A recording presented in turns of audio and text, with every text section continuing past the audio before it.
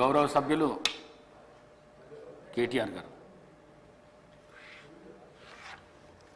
అధ్యక్ష, అవకాశం ఇచ్చినందుకు ధన్యవాదాలు. ఇది అతి ముఖ్యమైన సమస్య, రాష్ట్రంలోని లక్షలాది రైతు కుటుంబాలకు సంబంధించిన సమస్య అధ్యక్ష. కాబట్టి సవివరంగా చర్చకు అనుమతి ఇవ్వాలని మిమ్మల్ని నేను కోరుతా ఉన్నా అధ్యక్ష.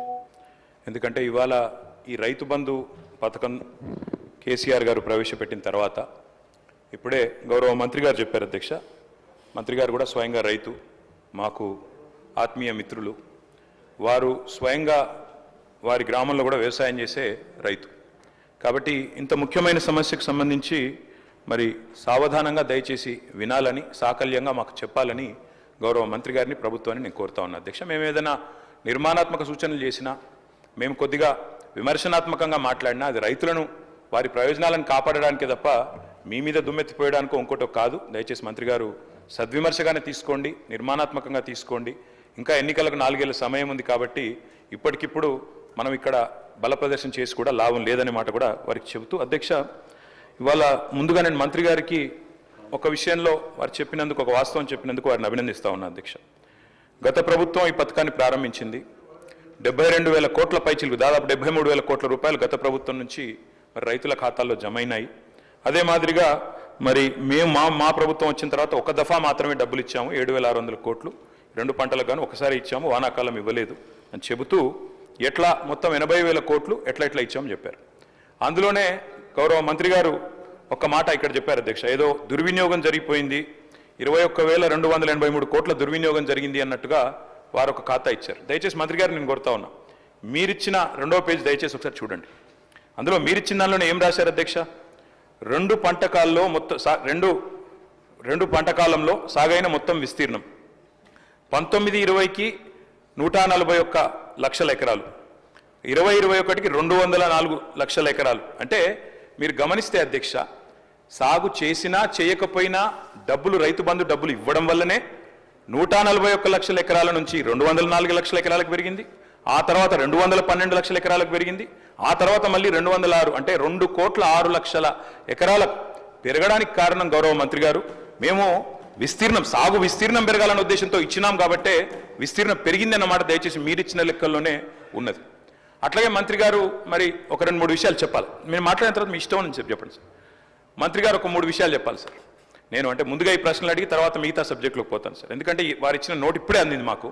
ఇప్పుడే అందిన నోట్లో మాకు లేవనెత్తిన, మాకున్న సందేహాలు, మాకున్న అనుమానాలు ముందుగా చెప్పి మంత్రి గారు ROFR గురించి ప్రస్తావించారు అధ్యక్ష. గౌరవ పెద్దలు తెలంగాణ తొలి ముఖ్యమంత్రి కేసీఆర్ గారి నాయకత్వంలో ఆనాడు ROFR చట్టం కింద 4.5 లక్షల మంది గిరిజన బిడ్డలకు పోడు పట్టాలు ఇచ్చిన ఘనత బీఆర్ఎస్ ప్రభుత్వాన్ని, ఘనత కేసీఆర్ గారి నాయకత్వం అధ్యక్ష.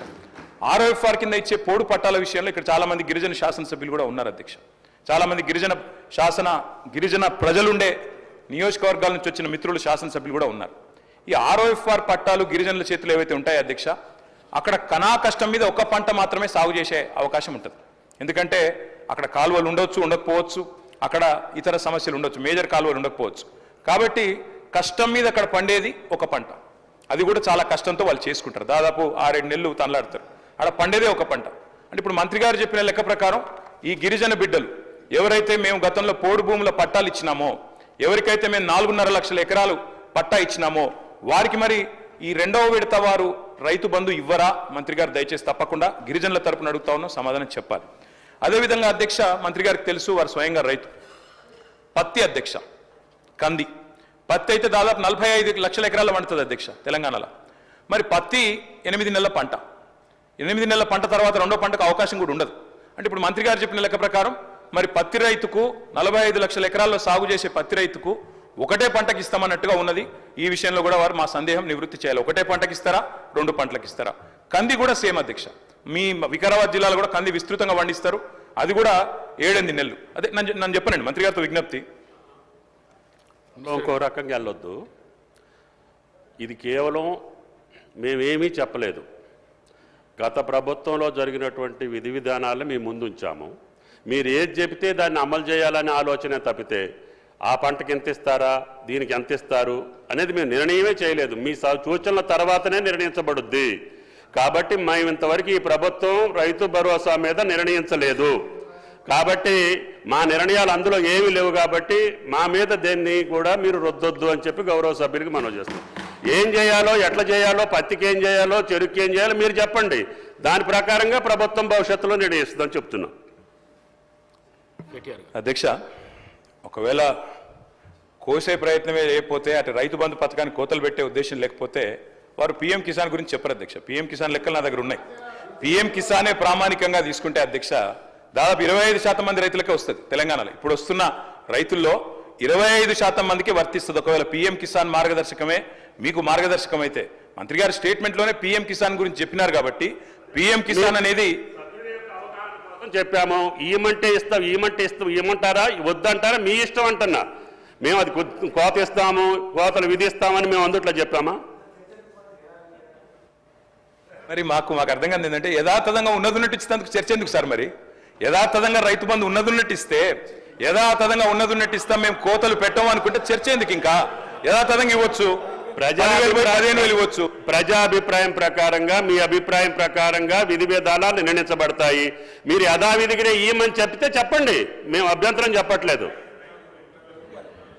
అధ్యక్ష, ఇంకొక 2 అనుమానాలు మంత్రి గారి స్టేట్మెంట్ నుంచి ముందు అవి చెప్తాను అధ్యక్ష, తర్వాత నా సబ్జెక్టులోకి వస్తా అధ్యక్ష. అధ్యక్ష, వారు చెప్పారు పత్తి 8 నెలల పంట, కంది 8 నెలల పంట, మరొక పంటకి ఇస్తారా 2 పంటలకు ఇస్తారా? మంత్రి గారు తమ సమాధానంలో ప్రభుత్వ విధానం ఏందో చెప్పాలి.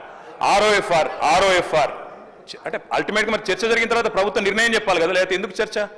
చర్చ జరిగిన తర్వాత ప్రభుత్వం నిర్ణయం చెప్పకపోతే ఎందుకు అధ్యక్ష చర్చ? మరి ఊరికే మనం టైంపాస్కి అయితే చర్చ చేయం కదా. దయచేసి మంత్రి గారు నేను కోరేది, అదేవిధంగా మంత్రి గారు స్వయంగా ఖమ్మం జిల్లా, ఇప్పుడు కొత్తగూడెం భద్రాద్రి జిల్లాలో వారి సొంత ఊరు ఉంటుంది అధ్యక్ష. అక్కడ పామాయిల్ పంటను విపరీతంగా మనం గత ప్రభుత్వం కూడా ప్రోత్సహించింది.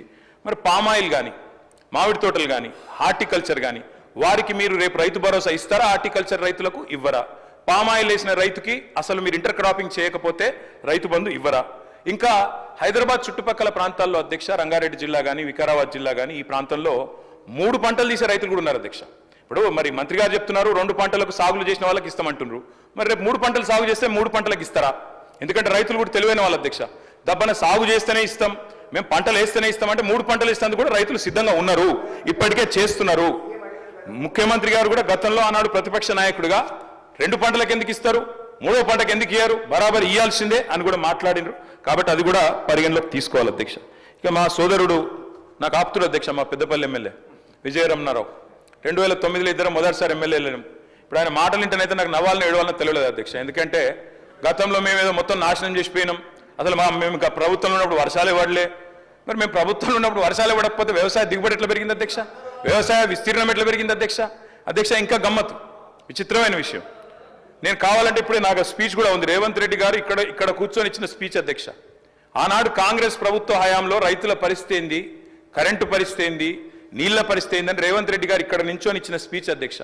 వారి తండ్రి గారు చనిపోతే నెత్తి మీద నీళ్లు చల్లుకుందామంటే కూడా కరెంటు లేదు, మా బోరు పనిచేస్తలేదని చెప్పి స్వయంగా ముఖ్యమంత్రి రేవంత్ రెడ్డి గారు ఇక్కడ నుంచి చెప్పిన మాట ఆనాటి కాంగ్రెస్ ప్రభుత్వ పాలనకు, ఆనాటి కాంగ్రెస్ ప్రభుత్వ పరిపాలనలో రైతుల దుస్థితికి నిదర్శనం అనే మాట నేను మీకు గుర్తు చేస్తా ఉన్నా అధ్యక్ష. నేను ఇక దాన్ని మళ్ళీ చదివితే మళ్ళీ కాంట్రవర్సీ చేస్తారు, ఇంకోటి అంటారు అధ్యక్ష. అధ్యక్ష, వాస్తవం తెలంగాణ రాష్ట్రం ఏర్పడ్డది 2014లో. 14కు ముందు నేను ఒక్కరిని నిందిస్తలేను అధ్యక్ష. ఆనాడు వెంకటరెడ్డి గారినో లేదా ఇంకోరినో నేను నిందించట్లేదు, కేవలం ఆనాటి పరిస్థితులు మాత్రం చెప్పే ప్రయత్నం చేస్తా ఉన్నాను అధ్యక్ష. ఉమ్మడి రాష్ట్రంలో ఎద్దు ఏడ్చింది, తప్పకుండా వ్యవసాయము ఏడ్చింది. ఎద్దు ఏడ్చిన వ్యవసాయం బాగుండదంటారు. నిజంగా కూడా ఆనాడు చాలా దారుణమైన పరిస్థితి ఉండేది అధ్యక్ష. సాగు సంక్షోభంలో మునిగింది, అన్నదాత వెన్ను విరిగిన మాట వాస్తవం. దానికి నా దగ్గర లెక్కలతో సహా, ఎన్సీఆర్బీ లెక్కలతో సహా ఉన్నాయి అధ్యక్ష.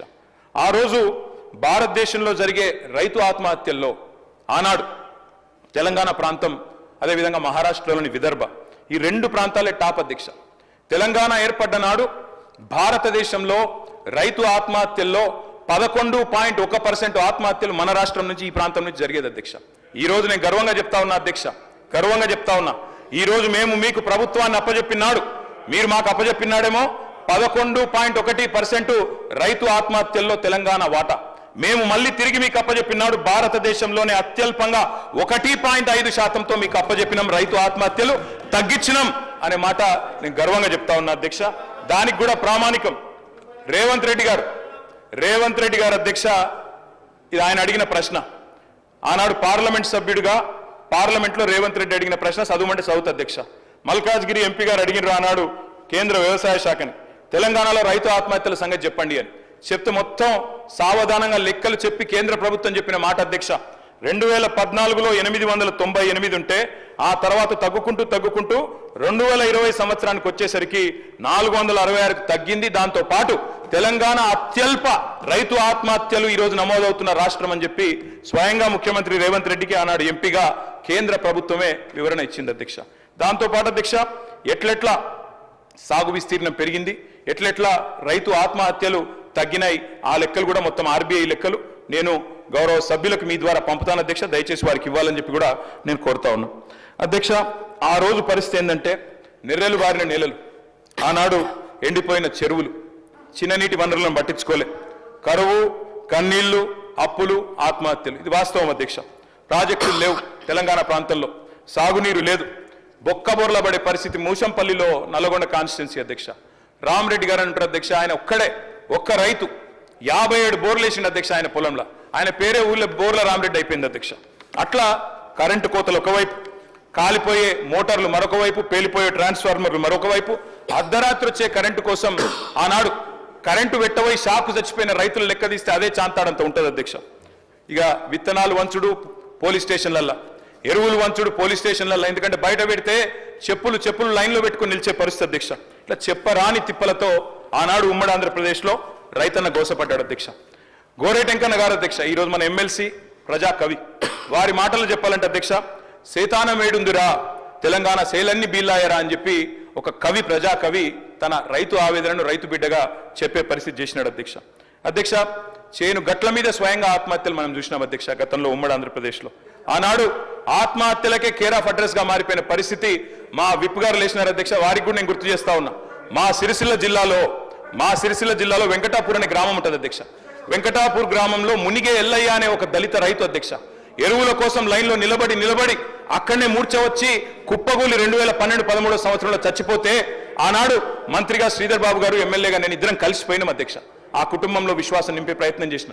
నేను విమర్శ చేస్తలేను అధ్యక్ష, ఆనాడు ఉమ్మడి ఆంధ్రప్రదేశ్లో ఉన్న పరిస్థితి చెప్తున్నా తప్ప ఇంకోటి చెప్తలేను అధ్యక్ష. ఆనాటి పరిస్థితి ఒక మాటలో చెప్పాలంటే అధ్యక్ష ఐఎమ్ నాట్ ఈల్డింగ్. మంత్రి గారిని చెప్పమనండి, అది పద్ధతి. నేనేం విమర్శ చేస్తలేను అధ్యక్ష. గోరేటెంకన్న గారి పాట అధ్యక్ష, కాంగ్రెస్ పార్టీ ఆనాడు 2004లో అధికారంలోకి రావడానికి ఆలంబనగా మారింది. పల్లె కన్నీరు పెడుతుంది అంటూ ఆనాడు రాజశేఖర రెడ్డి గారి నాయకత్వంలో రాష్ట్రం మొత్తం ఆ పాట హోరెత్తింది. అల్టిమేట్ గా కాంగ్రెస్ ప్రభుత్వం అధికారంలోకి వచ్చింది అధ్యక్ష. ఇది వాస్తవం, నేను చెప్పేది ఏది కూడా అవాస్తవం కాదు అధ్యక్ష, నిజం చెప్తా ఉన్నా. తెలంగాణ పల్లె ఆనాడు కన్నీరు పెడుతుంది అంటూ మనం పాటలు పాడుకున్నాం అధ్యక్ష. తద్వారా ఉమ్మడి ఆంధ్రప్రదేశ్ లో మనకు జరిగిన అన్యాయం గురించి చెప్పుకున్నాం అధ్యక్ష. అట్లాంటి అధ్యక్ష ఈ రోజు రైతు భరోసా పైన షార్ట్ డిస్కషన్ లో జరుగుతున్నటువంటి అంశంలో గౌరవ వ్యవసాయ శాఖ మంత్రి తుమ్మల నాగేశ్వర గారు ఇచ్చినటువంటి సందర్భము, ఆ అంశంపైన చర్చ జరగాలని చెప్పేటువంటి దానిలో మా విజయరామనాయుడు కూడా ఆ అంశం చర్చించింది అధ్యక్ష. వారు నెర్రబారిన నేల నుండి తెలంగాణ రాకముందు ఉన్నటువంటి చరిత్ర నుంచి చెప్పేటువంటి ప్రయత్నం చేస్తున్నారు అధ్యక్ష. అది కరెక్ట్ కాదని మేము అంటున్నాం.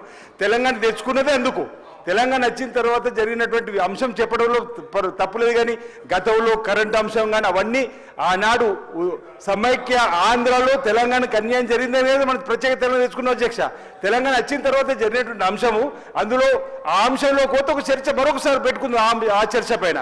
కానీ ఈరోజు కేవలం రైతు భరోసా పైన వారు ఇచ్చేటువంటి సూచనలు సలహాలు అందివ్వాలని చెప్పనే మీ సందర్భం కోరే ప్రయత్నం చేస్తున్నారు అధ్యక్ష. మీరు కూడా అంశంలోనే వారిని పర్మిట్ చేసేటువంటి ప్రయత్నం చేయండి. కేటీఆర్ గారు అంటే వ్యక్తిగతంగా మాకు వేరే ఉద్దేశం ఏమీ లేదు అధ్యక్ష. వారు ఇచ్చే సూచన సలహాలు తీసుకుంటామని మా వ్యవసాయ శాఖ మార్చిలోనే చెప్పబట్టి మీరు ఇచ్చే సూచన సలహాలు ఇప్పటికే ఈరోజు రైతు భరోసా పైన గౌరవనీయులు డిప్యూటీ సీఎం బట్టి విక్రమార్క ఆధ్వర్యంలో ఒక కమిటీ వేసినాం. 10 జిల్లాల్లో వాళ్ళందరి సలహాలు సూచనలు తీసుకున్నాం. రైతులకు సంబంధించిన సూచనలు సలహాలు, ప్రజా జీవితంలో ఉన్నట్టు ఎవరు ఇచ్చిన సూచన సలహాలు తీసుకున్నాం. మా గౌరవ ముఖ్యమంత్రి రేవంత్ రెడ్డి గారు క్లియర్గా అయిపోయారు. అసెంబ్లీలో రైతు భరోసాపై చర్చ జరిగిన తర్వాత విధి విధానాలన్నీ కూడా మేము అవలంబిస్తామని చెప్పిన అధ్యక్ష. వాళ్ళలాగా వాగులు, వంకలు, కొండలు, కోనలు, రియల్ ఎస్టేట్ వ్యాపారులకు నేషనల్ లెవెల్కి ఇవ్వాలని చెప్పని సూచన చేస్తారు అధ్యక్ష. వాళ్ళు అలాంటివి కాకుండా రైతుకు ఏ విధంగా చేస్తే బాగుంటుందో వాళ్ళు సూచన చేయమంటున్నాం. వారు మీది కిందికి పెట్టి మీరు పత్తి పంటకు ఒకటికి ఇస్తారా, ఫామ్ ఆయిల్కి ఒకటే ఇస్తారా, అంటే వాళ్ళు కావాలని రైతులలో లేని అనుమానం సృష్టిస్తున్నారు అధ్యక్ష. ఈరోజు ఇంకా విధి విధానాలు ఈ సభలో సూచనలు తీసుకున్న తర్వాత తప్పనిసరిగా రైతులకు రైతు భరోసా ఇచ్చేటువంటి కార్యక్రమం తీసుకుంటుంది ప్రభుత్వం. ఏం అనుమానం తావక్కర్లేదు. కానీ నేను ఒకటి మీ ద్వారా సూచన చేస్తున్నాను గౌరవ సభ్యులు కేటీఆర్ గారికి, రైతు భరోసాకు సంబంధించి విధి విధానాలపైన చర్చకు చేస్తే బాగుంటుందని చెప్పి నా సలహా అధ్యక్ష. అధ్యక్ష, సభ సజావుగా జరగాలనేటువంటిది మీ ఉద్దేశం. కోఆపరేట్ చేయమని మాకు అడుగుతుండ్రు, మేము కూడా కోఆపరేట్ చేస్తున్నాం.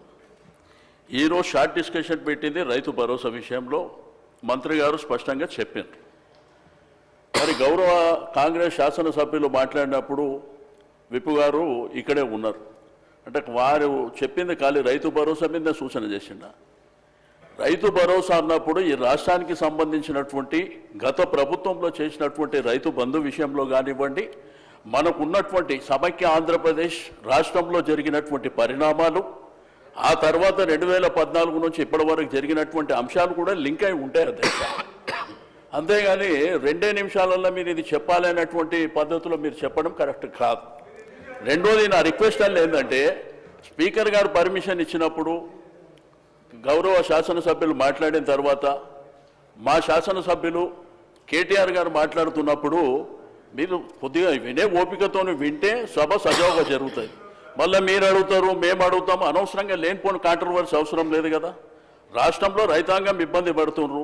మా కోసం ఈ రైతు భరోసా ద్వారా మేలు జరుగుతుందన్నటువంటి ఆలోచనతోని మీరు ఇచ్చినటువంటి హామీని దృష్టిలో ఉంచుకొని వాళ్ళు వెయిట్ చేస్తున్నారు ఏం మాట్లాడతారని. మళ్ళీ అనవసరంగా మధ్యలో మీరు మాట్లాడి మేము మాట్లాడి లేనిపోని కాంట్రవర్సీ చేసుకొని సబ్జెక్టు పక్కదారి పడితే దయచేసి దీన్ని పరిగణలోకి మీరు తీసుకోవాలని చెప్పి నేను రిక్వెస్ట్ చేస్తున్నాను అధ్యక్ష. కేటీఆర్ గారు.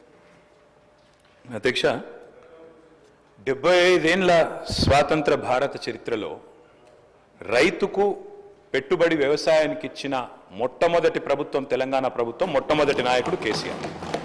అయితే 72,000 కోట్ల రూపాయలు రైతుల ఖాతాల్లో నేరుగా జమ చేయడానికి ప్రేరణ అయింది. అసలు ఆ పథకం ఎందుకు తేవాల్సి వచ్చింది అది చెప్పకపోతే, ఆనాటి పరిస్థితులు ఆకలింపు చేసుకోకపోతే, బ్యాక్గ్రౌండ్ అర్థం కాకపోతే, పథకం ఎందుకు ప్రారంభించాల్సి వచ్చిందో దాని నేపథ్యం తెలియకపోతే మనం ఏం మాట్లాడతాం అధ్యక్ష? ఇంకోటి నేను వారిని కోరుతా ఉన్నా అధ్యక్ష, నీతులు మాకే కాదు కదా చెప్పాలి. విప్ గారు మీరు మీ సభ్యులకు కూడా చెప్పాలి. మరి మేము వడ్లే కొనలేదట, మేము కొననేయలేదు, వ్యవసాయమే జరగలేదు, పద్ధతి కాదు. దయచేసి మీరు మీ సభ్యుల దిక్కు చూసుకొని వాళ్ళతో నేర్పించి ట్రైనింగ్ ఇచ్చారు అధ్యక్ష 2 రోజులు. మరి వాళ్ళకి ట్రైనింగ్ చక్కగా ఇచ్చింటే బాగుండేది కదా అధ్యక్ష. అధ్యక్ష, మేము ఒకటే అంటున్నాం అధ్యక్ష, ఆ రోజు రైతు కళ్ళల్లో ధైర్యం లేదు. ఉమ్మడి ఆంధ్రప్రదేశ్లో, తెలంగాణ ప్రాంతంలో కళ్ళంలో ధాన్యం లేదు. చిన్న రైతు పెద్ద రైతు అన్న తేడా లేదు అధ్యక్ష. 30-40 ఎకరాలు ఉన్న రైతు కూడా తెలంగాణలో, నేను చెప్పేది వాస్తవం కాకపోతే రేవంత్ రెడ్డిని అడగండి. ఎందుకంటే ఆయన మహబూబ్ నగర్ జిల్లా వలసల జిల్లాగా పేరుపడ్డ జిల్లా. ప్రతి సంవత్సరం 14 లక్షల మంది వలసపోయే జిల్లా అధ్యక్ష. కేటీఆర్ గారు సభానాయకుడు రేవంత్ రెడ్డి అని ఏకవచనంతో మాట్లాడకండి అధ్యక్ష. సభానాయకుడు గౌరవం అనేది గౌరవం ఇవ్వండి. రైట్, గౌరవం అనేది అధ్యక్ష, గౌరవం అనేది ఇచ్చి పుచ్చుకోవాలి అధ్యక్ష. ఇస్తాం, మేము కూడా ఇస్తాం. ఇవ్వకపోతే కేసీఆర్ గారిని ఇష్టం వచ్చినట్టు మాట్లాడితే మేము కూడా అట్లే మాట్లాడాల్సి వస్తుంది అధ్యక్ష. దానికి మేమేం చేయలేం అధ్యక్ష. 20-30 నేనేం తిట్టలేదు కదా అధ్యక్ష. నేనేమన్నా అధ్యక్ష, పేరు పెట్టి పిలిచిన అంతే కదా. అదే ఏకవచనంతో పిలవకండి మీరు చాలా అధ్యక్ష. ఓకే రైట్ అధ్యక్ష. మీకు చెప్పాల్సిన అధ్యక్ష, 20-30 ఎకరాలు ఉన్న రైతులు కూడా పాలమూరు లాంటి జిల్లాలో 20-30-40 ఎకరాల రైతులు కూడా హైదరాబాద్కి వచ్చి కూలీ చేసుకునే పరిస్థితి అధ్యక్ష. ఇది వాస్తవం. ఎందుకంటే నీళ్లు లేవు, కరెంటు లేదు. అట్లాంటి పరిస్థితుల్లో రైతులు కూలీలుగా మారి అడ్డా మీది కూలీలుగా ఇక్కడ హైదరాబాద్లో పనిచేసిన దుస్థితి. అందుకే మేము 20 ఎకరాలు 10 ఎకరాలు 12 ఎకరాలని కోతలు పెట్టలేదు అధ్యక్ష. తెలంగాణ ప్రాంతంలో నీళ్లు లేక ఎన్ని ఎకరాలున్నా రైతు కూలీగా మారిపోయిన దయనీయమైన పరిస్థితి ఉండే కాబట్టే మేము ఆలోచన చేసినాం అధ్యక్ష. మేము ఆనాడు మొట్టమొదటి ప్రాధాన్యతగా తెలంగాణ రాష్ట్రం ఏర్పడిన తర్వాత వ్యవసాయ రంగాన్ని తీసుకున్నాం. వ్యవసాయ రంగం, సాగునీటి రంగం. ఎందుకంటే నీళ్లు, నిధులు, నియామకాలను ఉద్యమ కాలంలో మేమే చెప్పినాం అధ్యక్ష. అందుకే నీటి విషయంలో ప్రతి నీటి బొట్టును వడిసి పట్టి గోదావరి గాని కృష్ణ గాని సాగునీటి అందించాలి, ఖచ్చితంగా రైతుల బీళ్లకు ఖచ్చితంగా నీళ్లు ఇవ్వాలని ఒక ఎజెండాతో పనిచేసినాం. ఆ పునర్నిర్మాణ కార్యక్రమం తీసుకున్నాం అధ్యక్ష.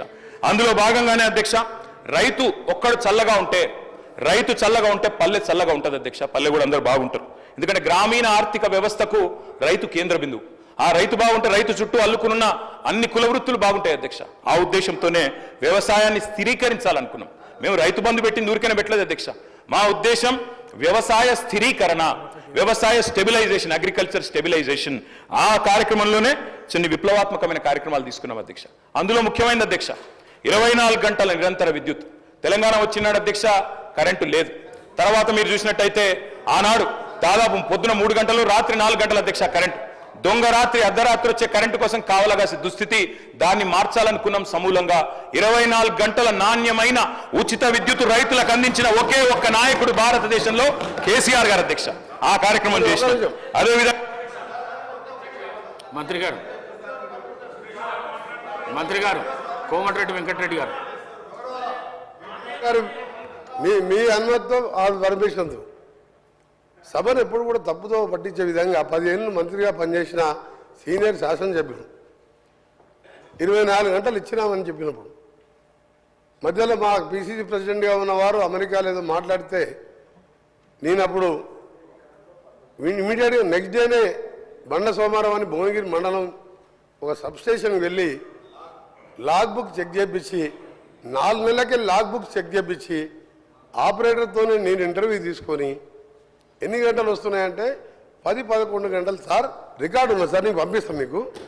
మ్యాక్సిమం అంటే 14 గంటలు, అందులో 5-6 సార్లు పోతుంది కరెంట్ అని ఐలై అనే ఆపరేటర్ రిటైల్ లైన్మెన్ని మళ్ళీ వీలు పెట్టుకున్నాం.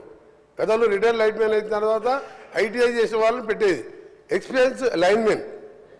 ఆయన చెప్పిన రికార్డు పంపిస్తాను ఒకటి ముఖ్యమైనది, ఎందుకంటే సబ్జెక్టు కరెక్షన్, ఎందుకంటే వారు మిస్గైడ్ చేస్తుంది తెలంగాణ ప్రజలు.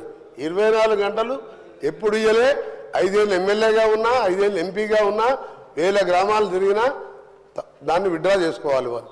24 గంటలే ఆ లాగ్ బుక్స్ సాయంత్రం వరకు ఆదిలాబాదు, నల్గొండ, అలంపూర్కి వెళ్ళి రాత్రి వరకల్లా మొత్తం తీసుకొచ్చి హైదరాబాద్లో ఓ లాకర్లో పెట్టి దాళవేశాం.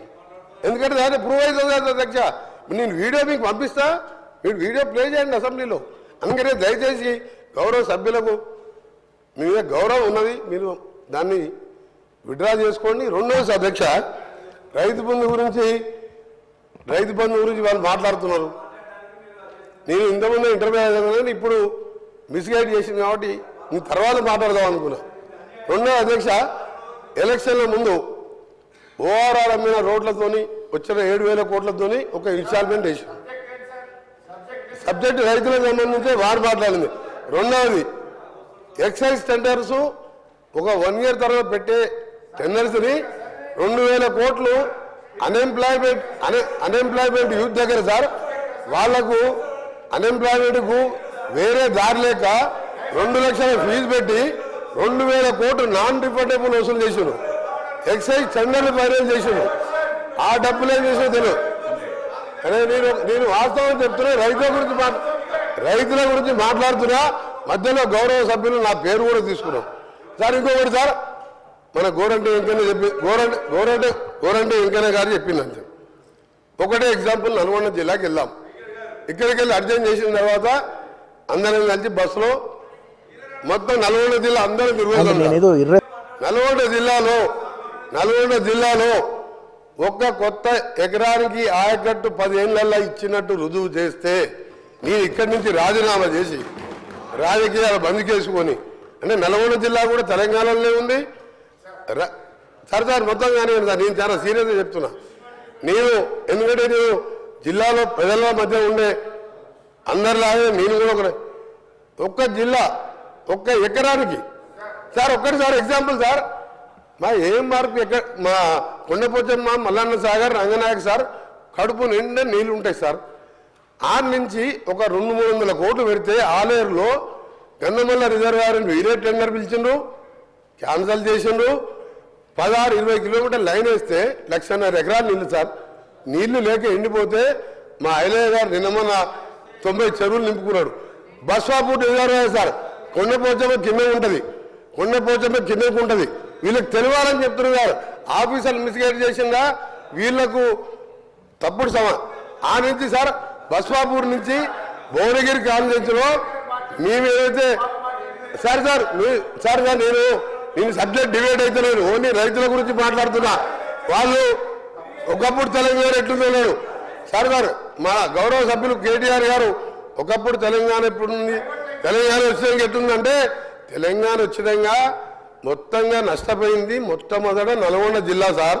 జగన్మోహన్ రెడ్డి గారితో ఒప్పందం పెట్టి నువ్వు పోతిరెడ్డిపాడు తీసుకుపో, రాయలసీమ లిఫ్ట్ ఇరిగేషన్ తీసుకుపో అని చెప్తే 2 పంటలకు డ్రై క్రాప్ హాలిడే ఇచ్చిన అధ్యక్ష, అది పోయింది.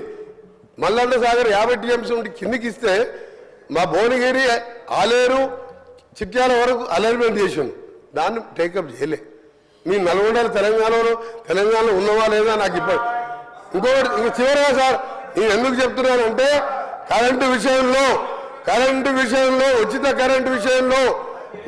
కరెంటు విషయంలో భారతదేశంలో ఆ హక్కు చెప్పే ధైర్యంగా ఆ పెటెంట్ ఎవరిదంటే కాంగ్రెస్ పార్టీ దాన్ని ముమ్మాటిగా చెప్తున్నా అధ్యక్షది. ఆ రోజు రాజశేఖర రెడ్డి గారు ప్రతిపక్ష నాయకునిగా మేనిఫెస్టోలో పెడతామంటే ముందుగా మా నాయకురాలు సోనియా గాంధీ గారు ఒప్పుకోలే, అది ఇంపాసిబుల్, రైతులకు ఇయ్యలేమంటే వారిని రాజశేఖర రెడ్డి గారు ఒప్పించి ఉచిత కరెంట్ అనే దాన్ని ప్రవేశపెట్టి ఆ రోజు 9 గంటలు ఇచ్చిన అధ్యక్ష. అప్పుడు వీరు మాట్లాడుతారు అధ్యక్ష, నేను హరీష్ రావు గారు కానీ కేటీఆర్ గారు కానీ 50 ఏళ్ళు మీరే పాలించిందని. 50 ఏళ్ళు సమైక్య పాలనలో ఆంధ్రలో ముఖ్యమంత్రి ఉండి పొరపాటున మధ్యలో 2 సార్లు తెలంగాణ ముఖ్యమంత్రి అయితే సంఖ్యాబలంతో వాళ్ళని పదవి దింపితే మా నిధులు నీళ్లు నియామకాలు లేక అందరం ఆఖరి సొంత పార్టీ మీదనే పోరాటం చేసి తెలంగాణ తెచ్చుకున్నట్టుగా అధ్యక్ష.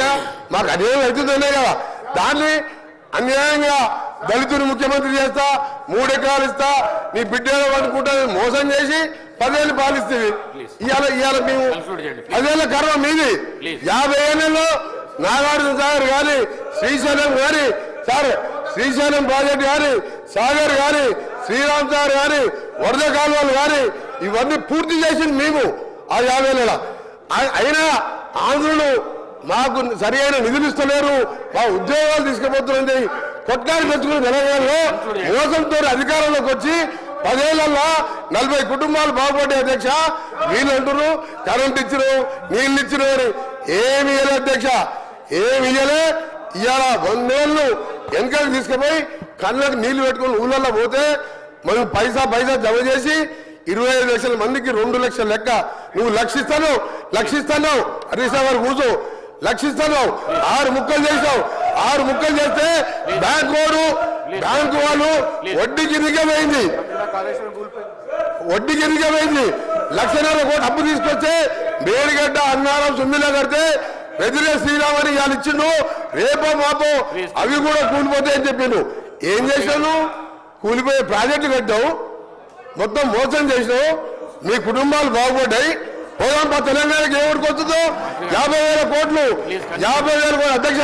50,000 కోట్లు మిషన్ భగీరథ ఇంటిని నీళ్ళు ఇవ్వకపోతే ఓట్లు అడగలను. పోదాంపా సిరిసిల్ల ఊరికి పోదాం, సిరిసిల్ల గారి సిద్దిపేట గారి ఒక ఊరికి పోదాం, మళ్ళా ఇప్పుదాం. నీళ్ళు వచ్చినాయంటే మళ్ళీసారి మేము ఓట్లు అడగాం. ఒక్క దగ్గర లేదబ్బా 50,000 కోట్లు తినేసిండు. మిషన్ భగీరథ మీద 50,000 కోట్లు తినేసిండు. తినుడు తప్ప అన్ని తిని ఇవాళ సంవత్సరంలో నేను దారులు పెడతా ఉంటే నేషనల్ క్రైమ్ కార్డు అధ్యక్ష. ఒక చివరిగా లాస్ట్ పాయింట్, గౌరవ సభ్యులు కేటీఆర్ గారికి నేను చెప్తున్నా, హరీష్ రావు గారికి నేను సమాధానం చెప్తలేను. వారికి మాట్లాడే హక్కు లేదు. ఆయన డిప్యూటీ లీడర్ కాదు, ఆయన సిఆర్పి సెక్రటరీ కాదు, ఒక ఎమ్మెల్యే.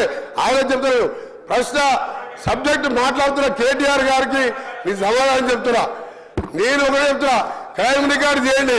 ఆత్మహత్యలు 2013 వరకు ఎందుకు ఈ రోజు మా 1 సంవత్సర కాలంలో తగ్గినాయా లేదా నేషనల్ క్రైమ్ రికార్డు తెప్పిద్దాం. ఎందుకు అబద్ధాలు చెప్తారు దగ్గర? సవర్ ఎందుకు తప్పొట్టిస్తారు? ప్రజలను ఎందుకు తప్పొట్టిస్తారు? దయచేసి వాస్తవాలు రైతు భరోసా మీద మేము మా మంత్రి గారు చెప్పేది, మా ముఖ్యమంత్రి గారు చెప్పేది రిప్లై వినండి. ఆ తర్వాత మీరు షాక్ అయ్యి మీరు మీ లీడర్ వస్తలేరు, ఎల్ఓపి గారు వస్తలేరు. వచ్చే సెషన్కి వెళ్ళి మీరు ఎవరు కూడా ఆ సభకు రారు. మంత్రి గారు గౌరవ సభ్యుడికి వినమ్రపూర్వకమైనటువంటి విజ్ఞప్తి. ఇది ఆయన గారికే చెప్తున్నా, అందరు సభ్యులకి చెప్తున్నా. అందరు సభ్యులంటే ఆయన ఉండడండి, ఆయన కూడా ఉంటాడు కదా. ఇది కేవలం రైతు భరోసా మీద గౌరవ సభ్యుల యొక్క సూచనలు. ఈ పథకం భవిష్యత్తులో ఏ రకంగా అమలు చేయాలనే విషయం మీద చర్చ జరుగుతుంది. మిగతా విషయాలు చర్చించుకోవటానికి మనకి చాలా సమయం ఉంది. ఇంకా 4 సంవత్సరాలు మాట్లాడుకోవచ్చు. ఇప్పుడు మాట్లాడే విషయాలు ఇటు నుంచి మాట్లాడినా అటు నుంచి మాట్లాడినా గత 15 సంవత్సరాలుగా మాట్లాడినటువంటి అంశాలే. తెలంగాణ రాకముందు ఉన్నటువంటి పరిస్థితి తెలంగాణ ప్రజలకు తెలుసు, వచ్చిన తర్వాత జరిగినటువంటి పరిస్థితులు కూడా తెలంగాణ ప్రజలకు తెలుసు. కాబట్టి దయచేసి ఈ పథకం యొక్క రూపకల్పనలో మీ భాగస్వామ్యం కోసం ప్రజాస్వామ్యయుతంగా శాసనసభ సభ్యుల యొక్క అభిప్రాయం తీసుకోవాలని మీ ముందు పెట్టాము. దయచేసి ఆ పథకం యొక్క రూపకల్పనలో మీ యొక్క అమూల్యమైన సూచనలు ఇవ్వమని చెప్పే ప్రార్థన. గౌరవనీయులు తుమ్మల నాగేశ్వరరావు గారంటే మాకు చాలా గౌరవం. వారి మాటలతో నేను సంపూర్ణంగా ఏకీభవిస్తా ఉన్నాను. ఈ చర్చ సభలో నిజంగా కూడా రైతుల గురించి జరగాలి. రాష్ట్రంలో కోట్లాది మంది రైతులు ఏం జరుగుతుంది, రైతు బంధు భవిష్యత్తు ఏంది అని ఎంతో ఆశతో ఎదురు చూస్తూ ఉన్నారు. తప్పకుండా దాని మీద కేటీఆర్ గారు మాట్లాడతారు. దయచేసి నేను స్పీకర్ గారిని కోరేది, కేటీఆర్ గారు 5 నిమిషాలు మాట్లాడితే తుమ్మల నాగేశ్వరరావు గారు 3 సార్లు వేసిండ్రు. దాదాపు 10 నిమిషాలు 15 నిమిషాలు వెంకటరెడ్డి గారు మాట్లాడారు, విప్పు గారు 2 సార్లు వేసిండ్రు. ఇట్లా ఇంటరప్ట్ చేస్తే ఫ్లో పోతుంది. దయచేసి మీరు ఇంటరప్ట్ చేయొద్దు అనేది ఒక మనవి. ఇక వెంకట్ తీసుకున్నారు కనుక నేను దానికి పరిమితంగా చెప్పే ప్రయత్నం చేస్తాను, ఎందుకంటే సభను తప్పుదో పట్టించే ప్రయత్నం చేసినారు. ఒకటి, మిషన్ భగీరథలో 50,000 కోట్లు తినేశారన్నారు. అసలు మిషన్ భగీరథకు అయిన ఖర్చే 28,000 కోట్లు అయితే 50,000 కోట్లు తినేశారని మాట్లాడడం సబబు కాదు, అది సభ రికార్డుల నుంచి తొలగించాలి. రెండవది, వారు మాట ఏమన్నారు, మా నల్గొండ జిల్లాకు అన్యాయం అయిందన్నారు. నేను నీటిపారుదల శాఖ మంత్రిగా పనిచేసిన. సభ అయిపోయినాక నేను ఆయన ఇద్దరం కలిసి సీదా పోదాం, ఎక్కడికి పోదాం, తుంగతుర్తికి పోదాం, సూర్యాపేట పోదాం, కోదాడ పోదాం. నాటి కాంగ్రెస్ పాలనలో 1 ఎకరానికి నీళ్లు రాకపోతే కాళేశ్వరం నీళ్లతోని 2 లక్షల ఎకరాలకు గోదావరి నీళ్లు పారించినమా లేదా, పోయి సీదా కాలువల మీద నడుచుకుంటూ ఈ నీళ్లు ఎప్పుడు వచ్చినాయి, కేసీఆర్ వచ్చినాక వచ్చినాయా, అంతకుముందు వచ్చినాయా అడుగుదామంటే అడుగుదాం. మూడోది, నల్లగొండకి ఏం చేయలేదని మాట్లాడడం కూడా కరెక్ట్ కాదు. నల్లగొండలో 3 మెడికల్ కాలేజీలు పెట్టింది కేసీఆర్ గారు. నల్లగొండ పట్టణంలో గతంలో మీరు మంత్రిగా ఉన్నప్పుడు ఎట్లా ఉంది, కేసీఆర్ గారు నల్లగొండ పట్టణాన్ని గత 5 ఏళ్లలో ఎంత అభివృద్ధి చేశారో నల్లగొండ పట్టణ ప్రజలను అడుగుతా కూడా చెప్తారు అధ్యక్ష. యాదాద్రి పవర్ ప్లాంట్ ఇచ్చిన అధ్యక్ష. ఇలా నల్లగొండను అన్ని రకాలుగా ఆ జిల్లాను సమగ్రంగా అభివృద్ధి చేసింది బీఆర్ఎస్ పార్టీ. దయచేసి ఇంకా చాలా చెప్పగలుగుతా కానీ చర్చ రైతు బంధు మీద జరగాలి కనుక మీ మీద గౌరవం కొద్దీ మీ సూచన మేరకు కూర్చుంటున్నాం. దయచేసి డిస్కషన్ రైతు బంధు మీద జరిగే విధంగా కేటీఆర్ గారికి అవకాశం ఇవ్వాలి, చర్చను డైవర్ట్ చేయొద్దని కోరుతున్నాం. ప్లీజ్ మళ్ళీ మాట్లాడదాం. మంత్రి గారు ప్లీజ్.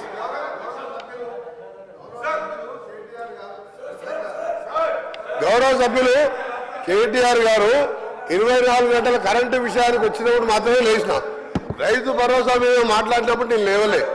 రైతు భరోసా మీద మాట్లాడినప్పుడు రైతు భరోసా రాజశేఖర గారు, నేను కేటీఆర్ గారు చెప్తున్నా, రైతు భరోసా మీద లేవలే సార్. ఇంకొకటి, వారు మళ్ళా సభను తప్పుదోవ పెట్టేసేగా హరీష్ రావు గారు నల్గొండ జిల్లాకు Congress party sir. Nagarjuna sir ఎవరు కట్టింది సార్? కేసీఆర్ కట్టిందా, వాళ్ళ ఆయన కట్టిందా? ఎవరు కట్టింది సార్?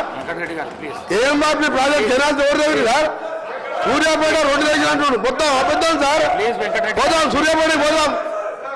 ఎందుకు సార్? సార్ నీ ఒకటే రైతు భరోసా కన్ఫైన్ కానీ ఒకరి సార్ రైతు భరోసాకు కన్ఫైన్ కానీ దాని మీద రైతు భరోసా ఏ విధంగా చేయాలో కేటీఆర్ గారు సలహా ఇవ్వమంటున్నారు. కరెంటు మీద 24 గంటలు అన్నప్పుడు మాత్రం నేను లేచాను. వారు కూడా మీరు సబ్జెక్ట్ డిబేట్ కావద్దని చెప్పండి. మేము అడగ మధ్యలో ఇది రైతులకు సంబంధించి అంటే ఓన్లీ రైతు భరోసా, రైతులకు వేరే సబ్జెక్ట్ మాట్లాడలేదు మేము. ఇంపార్టెంట్ చర్చ ఇది డైవర్ట్ అవుతుంది. అవును సార్, మీరు కరెంటు విషయం వస్తే మళ్ళీ వేరే చర్చ పెట్టండి. కరెంటు మీద వేరే చర్చ పెట్టండి. ఇలా లాగ్ బుక్ లేదో బయట పెడతా నేను. ప్లీజ్ కూర్చోండి. ప్లీజ్ కేటీ రామారావు గారు, ప్లీజ్ కేటీ రామారావు గారు. Speaker sir, please speaker sir, తమరితోని వినయపూర్వక విజ్ఞప్తి సార్. దయచేసి ఒక 10 రోజులు హౌస్ను పొడిగించండి. 10 రోజులు హౌస్ను పొడిగించండి దయచేసి.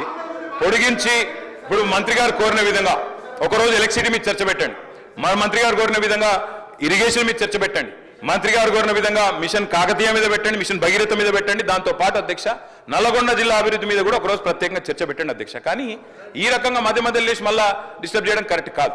రెండోది అధ్యక్ష, మంత్రి గారి వైఖరి ఎట్లుందంటే వెంకన్న వైఖరి, మా ఇంటికి వస్తే ఏం తెస్తావు, మీ ఇంటికి వస్తే ఏమి ఇస్తావు, అట్లున్నది ఆయన వైఖరి అధ్యక్ష. ఆయననేమో అడగదు అధ్యక్ష, ఆయన ఏమంటారు అధ్యక్ష, నాగార్జున సాగర్ కట్టింది ఎవరు, ఇది కట్టింది ఎవరు, అది కట్టింది ఎవరు, అది చెప్పొచ్చాడు, ఆయనేమో డబ్బా కొట్టుకోవచ్చాడు. కానీ సమైక్యాంధ్రలో అన్యాయం జరిగింది కాబట్టే మళ్ళీ 2014 మీరు మాట్లాడుండ్రు. అప్పుడు జరిగిన తప్పులు ఎత్తి చూపుతేనేమో ఇబ్బంది అవుతున్నది, కానీ అప్పుడు కట్టిన ప్రాజెక్టులకు మాత్రం డబ్బా కొట్టుకోవడం, డప్పు కొట్టుకోవడం మాత్రం ఆయన చేస్తారట. ఇంకొక మాట అధ్యక్ష, మంత్రి గారికి నేను కోరుతా ఉన్నా, దయచేసి మీరు హౌస్లో ఉన్నారు, పోయిన సెషన్లో విద్యుత్ శాఖ శ్వేతపత్రం ప్రచురించింది. విద్యుత్ శాఖ వైట్ పేపర్ మీద అధ్యక్ష మంత్రి గారు చెప్పిందానికి చెప్తున్నా అధ్యక్ష. అరే ఆయన తప్పుదో పట్టిస్తే ప్రజలను మంచిది కాదు అధ్యక్ష. 24 గంటల కరెంట్ ఇవ్వలేదు అని మాట్లాడిండు.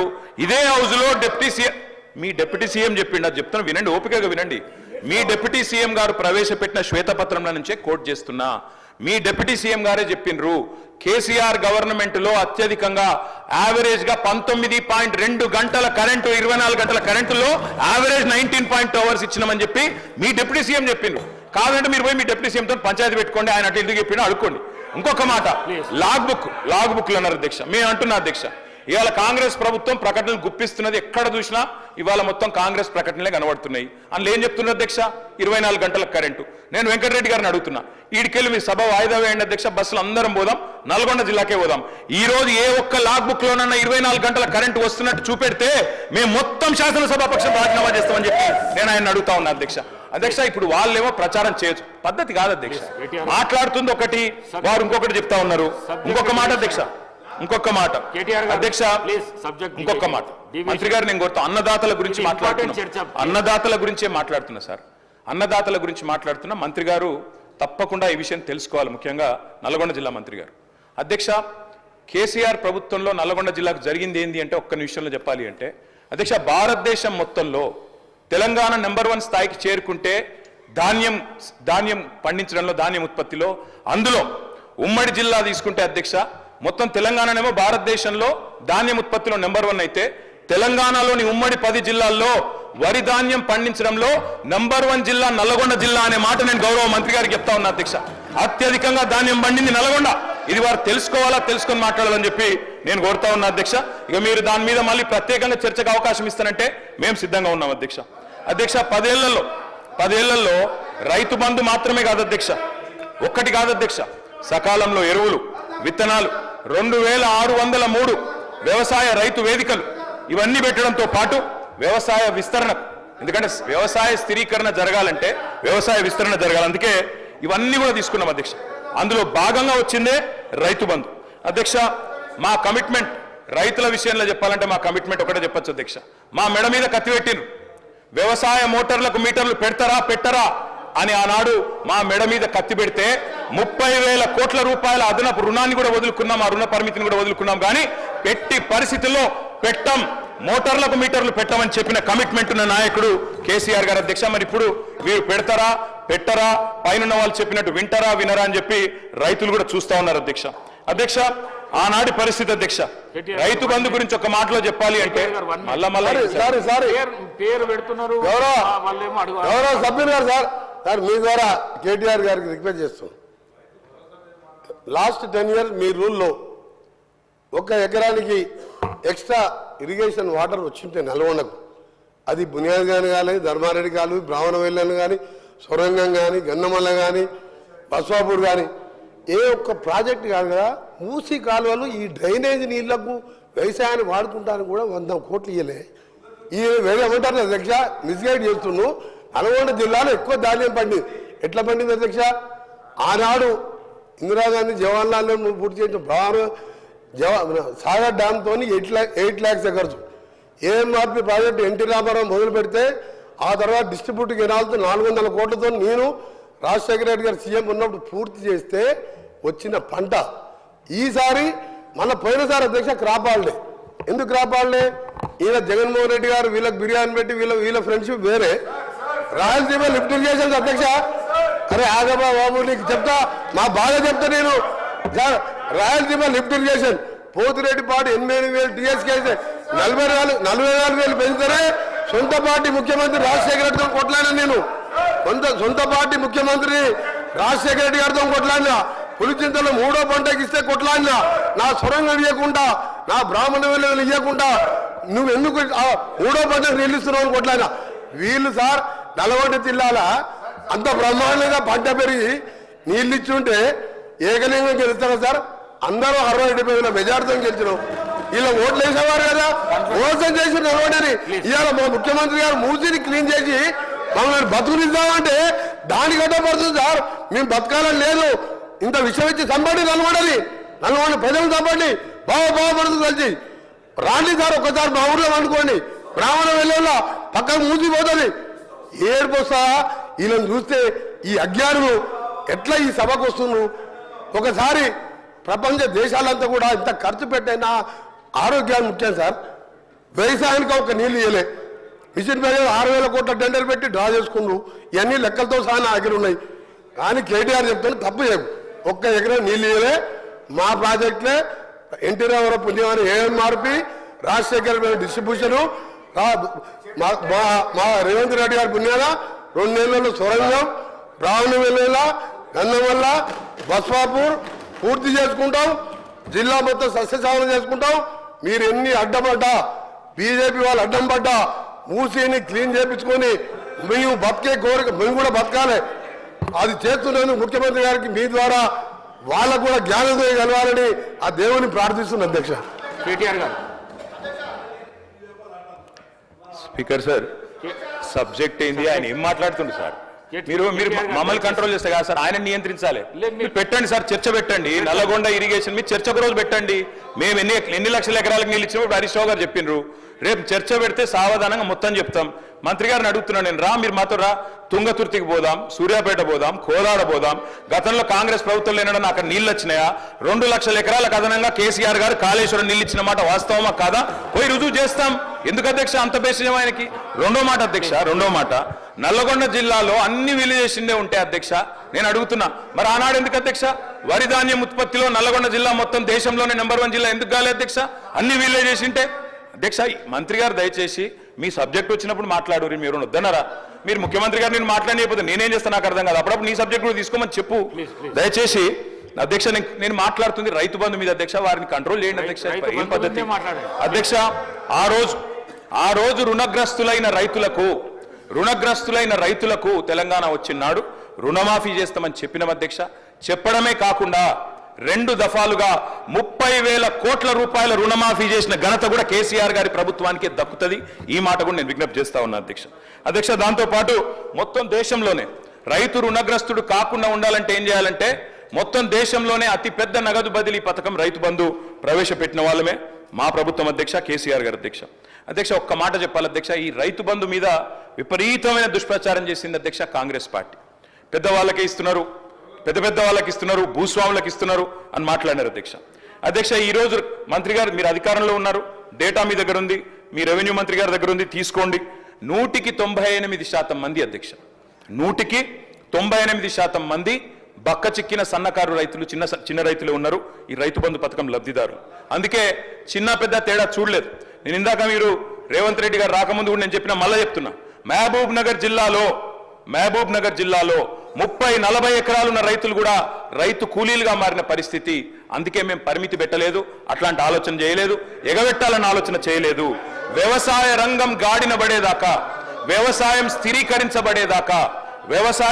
స్థిరీకరించబడేదాకా ఎన్ని కోటి ఆశలతోనైతే తెలంగాణ సాధించుకున్నారో తెలంగాణ రైతులు వాళ్ళ కళ్ళల్లో వెలుగు నిండేదాకా ఖచ్చితంగా రైతుల మీద కోతలు పెట్టకుండా రైతులకు పాబంది పెట్టకుండా మేము ఈ పథకాన్ని అమలు చేయాలని నిర్ణయం తీసుకున్నాం భవిష్యత్తులో కూడా అట్లే అమలు చేయాలని చెప్పి మేము ఖచ్చితంగా ప్రభుత్వాన్ని కోరుతా ఉన్నాం తప్పకుండా అదే రకంగా చేయాలని కోరుతా ఉన్నాం అధ్యక్ష అశోక్ గులాటి అరవింద్ సుబ్రహ్మణ్యం రఘురాం రాజన్ అభిజిత్ బెనర్జీ లాంటి నోబెల్ గ్రహీతలు అదేవిధంగా ఐక్యరాజ్య సమితి FAO వాళ్ళు కూడా ఫుడ్ అండ్ అగ్రికల్చర్ ఆర్గనైజేషన్ మంత్రి గారు వారు కూడా అభినందించిన పథకం రైతు బంధు రైతును ఆదుకోవడానికి వ్యవసాయాన్ని కాపాడుకోవడానికి ఈ తరహా పథకమే మేలని చెప్పి ఆ ఆర్థికవేత్తలు చెబితే పశ్చిమ బెంగాల్ మన నుంచి ఆదర్శంగా తీసుకున్నది కృషి బంధు పెట్టింది ఒడిశా మన నుంచి ఆదర్శంగా తీసుకొని కాలియా పథకం పెట్టింది.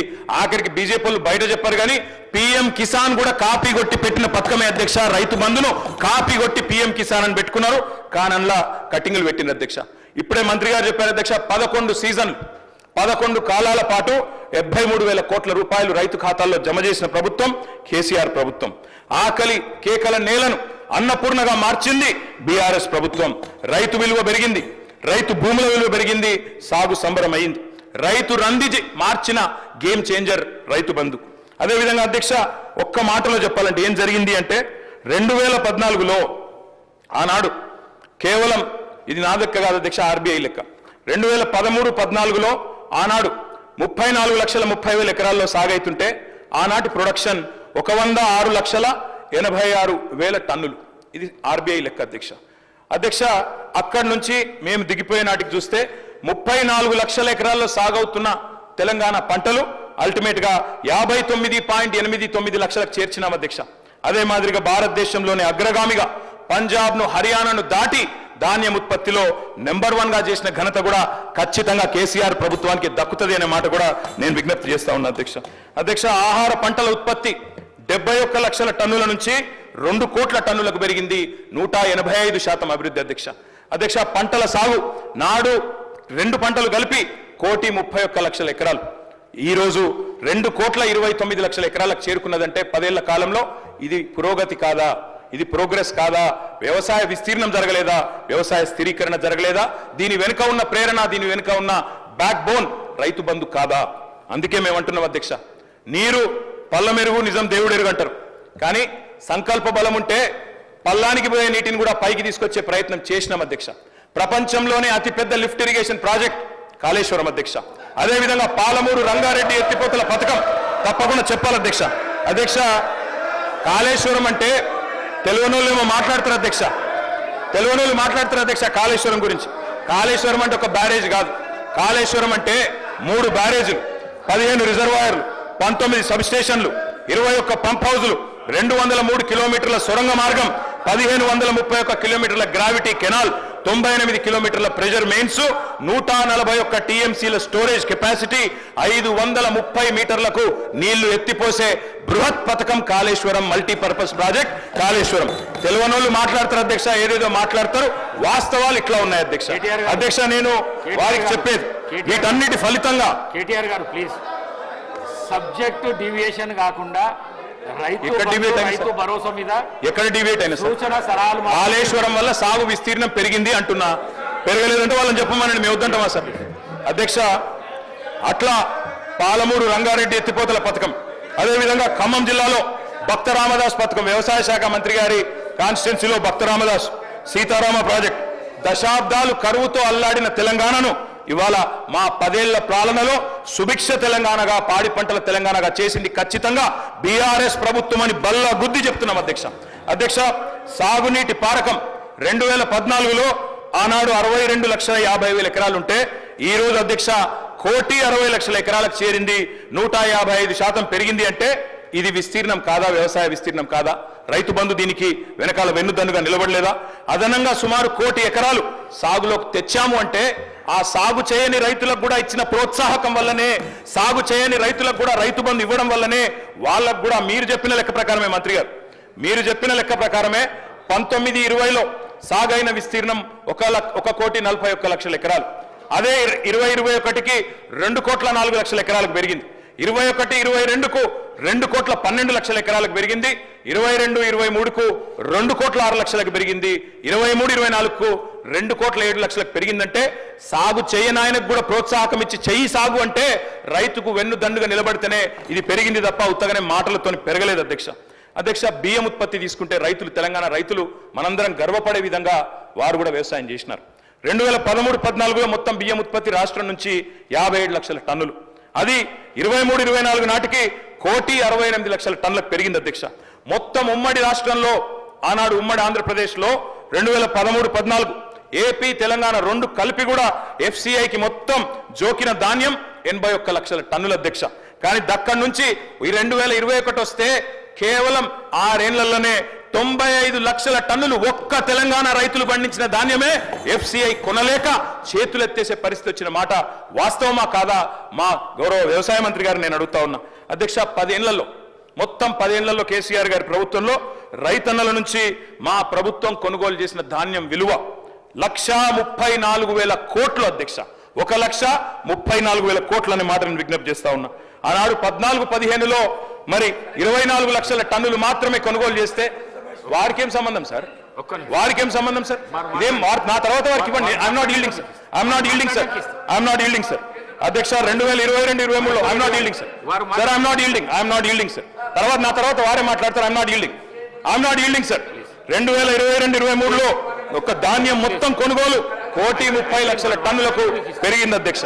అధ్యక్ష, కళ్ళం నిండా ధాన్యం వచ్చింది, కళ్ళ నిండా ధైర్యం వచ్చింది. ఎటు చూసినా తెలంగాణలో పచ్చని పొలాలు, పంట రాసులు కనబడతా ఉన్నాయి. పంజాబ్ను, హర్యానాను తలదన్నే విధంగా దేశానికే ధాన్య భాండాగారంగా మార్చింది తెలంగాణను ఖచ్చితంగా కేసీఆర్ ప్రభుత్వమే.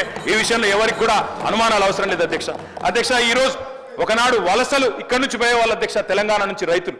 కానీ ఇవాళ మన తెలంగాణకు వలసలు వస్తా ఉన్నారు అధ్యక్ష. ఉత్తరప్రదేశ్ నుంచి, జార్ఖండ్ నుంచి, ఒరిస్సా నుంచి, బీహార్ నుంచి పక్క రాష్ట్రాల కూలీలు మన రాష్ట్రానికి వస్తున్న మాట వాస్తవం కాదా అధ్యక్ష? పత్తి చేనులలో పత్తి ఏరుతున్న మాట వాస్తవం కాదా? ఇవాళ వలసలు వాపసైనాయి, పల్లెలు కలకల్లాడుతున్నాయి. అదేవిధంగా పాత ఇల్లులు సదురుకున్నారు, కొత్త ఇల్లులు కట్టుకుంటా ఉన్నారు.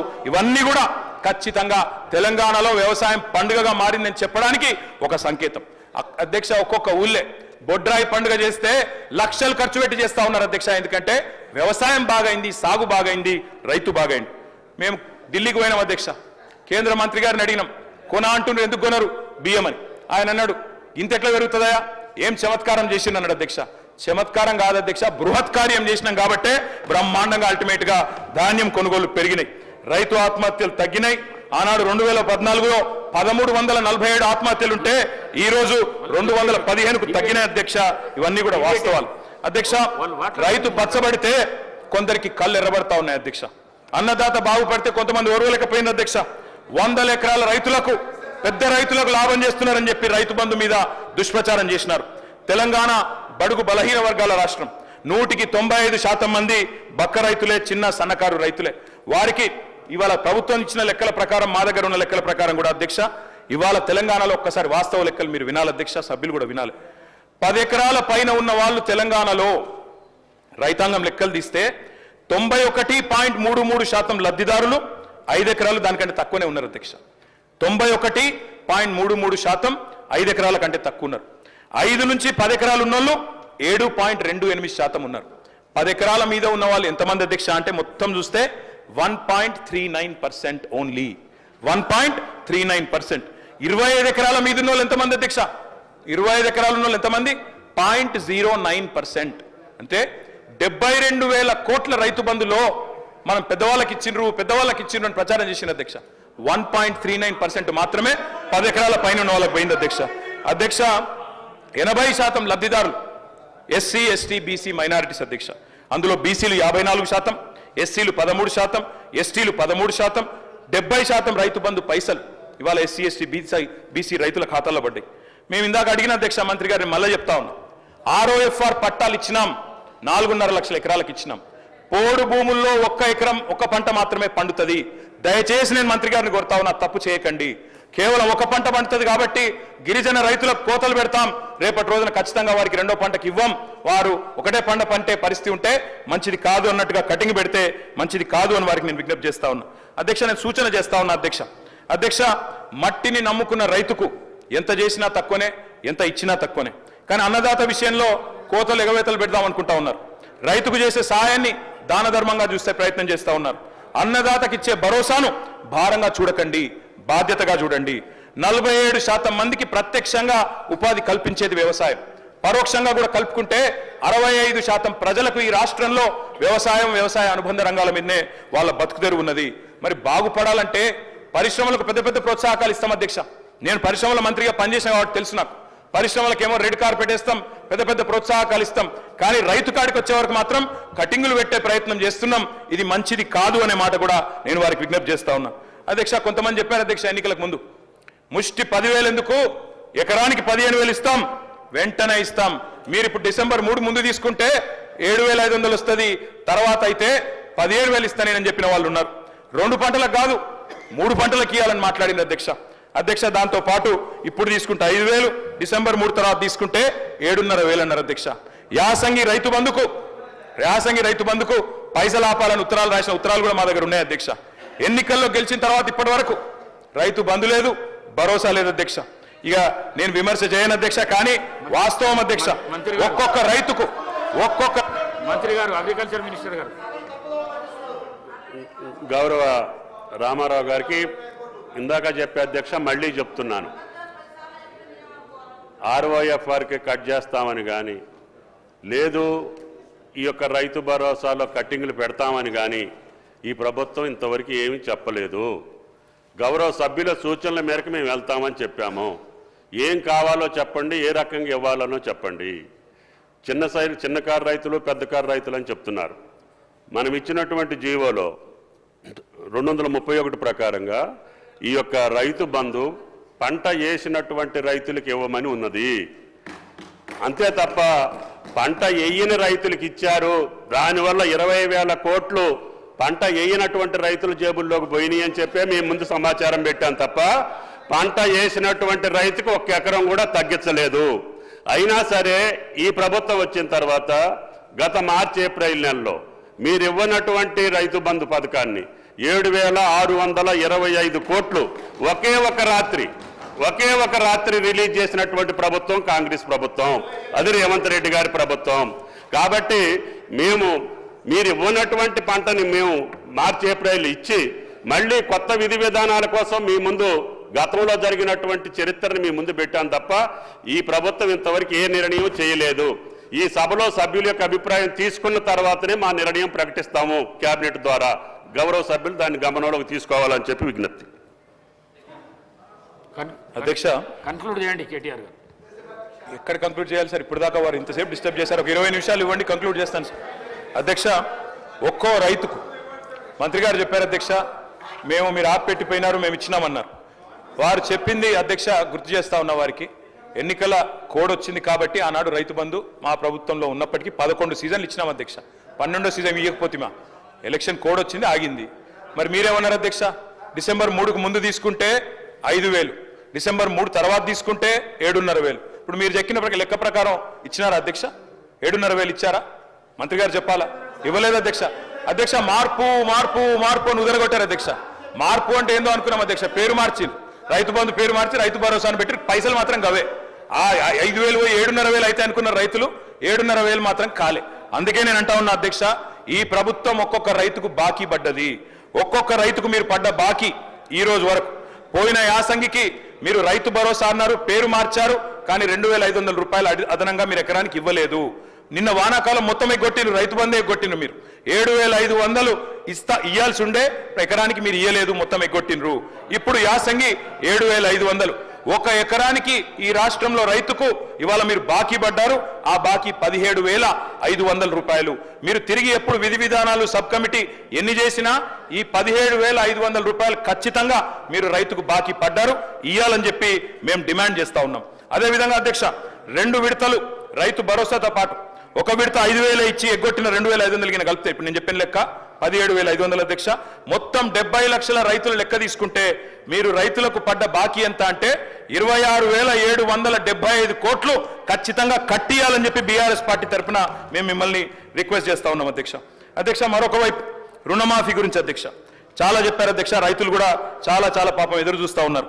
రైతులు ఇప్పటిదాకా మా సోదరుడు పెద్దపల్లి ఎమ్మెల్యే గారు కూడా మాట్లాడారు అధ్యక్ష, రుణమాఫీ అయిపోయింది, మొత్తం జరిగిపోయింది అధ్యక్ష. వాస్తవం ఏంది అధ్యక్ష? రుణమాఫీ వీరు ఎన్నికల సమయంలో ఏం చెప్పారు అధ్యక్ష? ఇప్పటిదాకా రుణాలు తెచ్చుకోవాలని ఉంటే కూడా అర్జెంటుగా ఓన్రీ తెచ్చుకోమన్నారు అధ్యక్ష.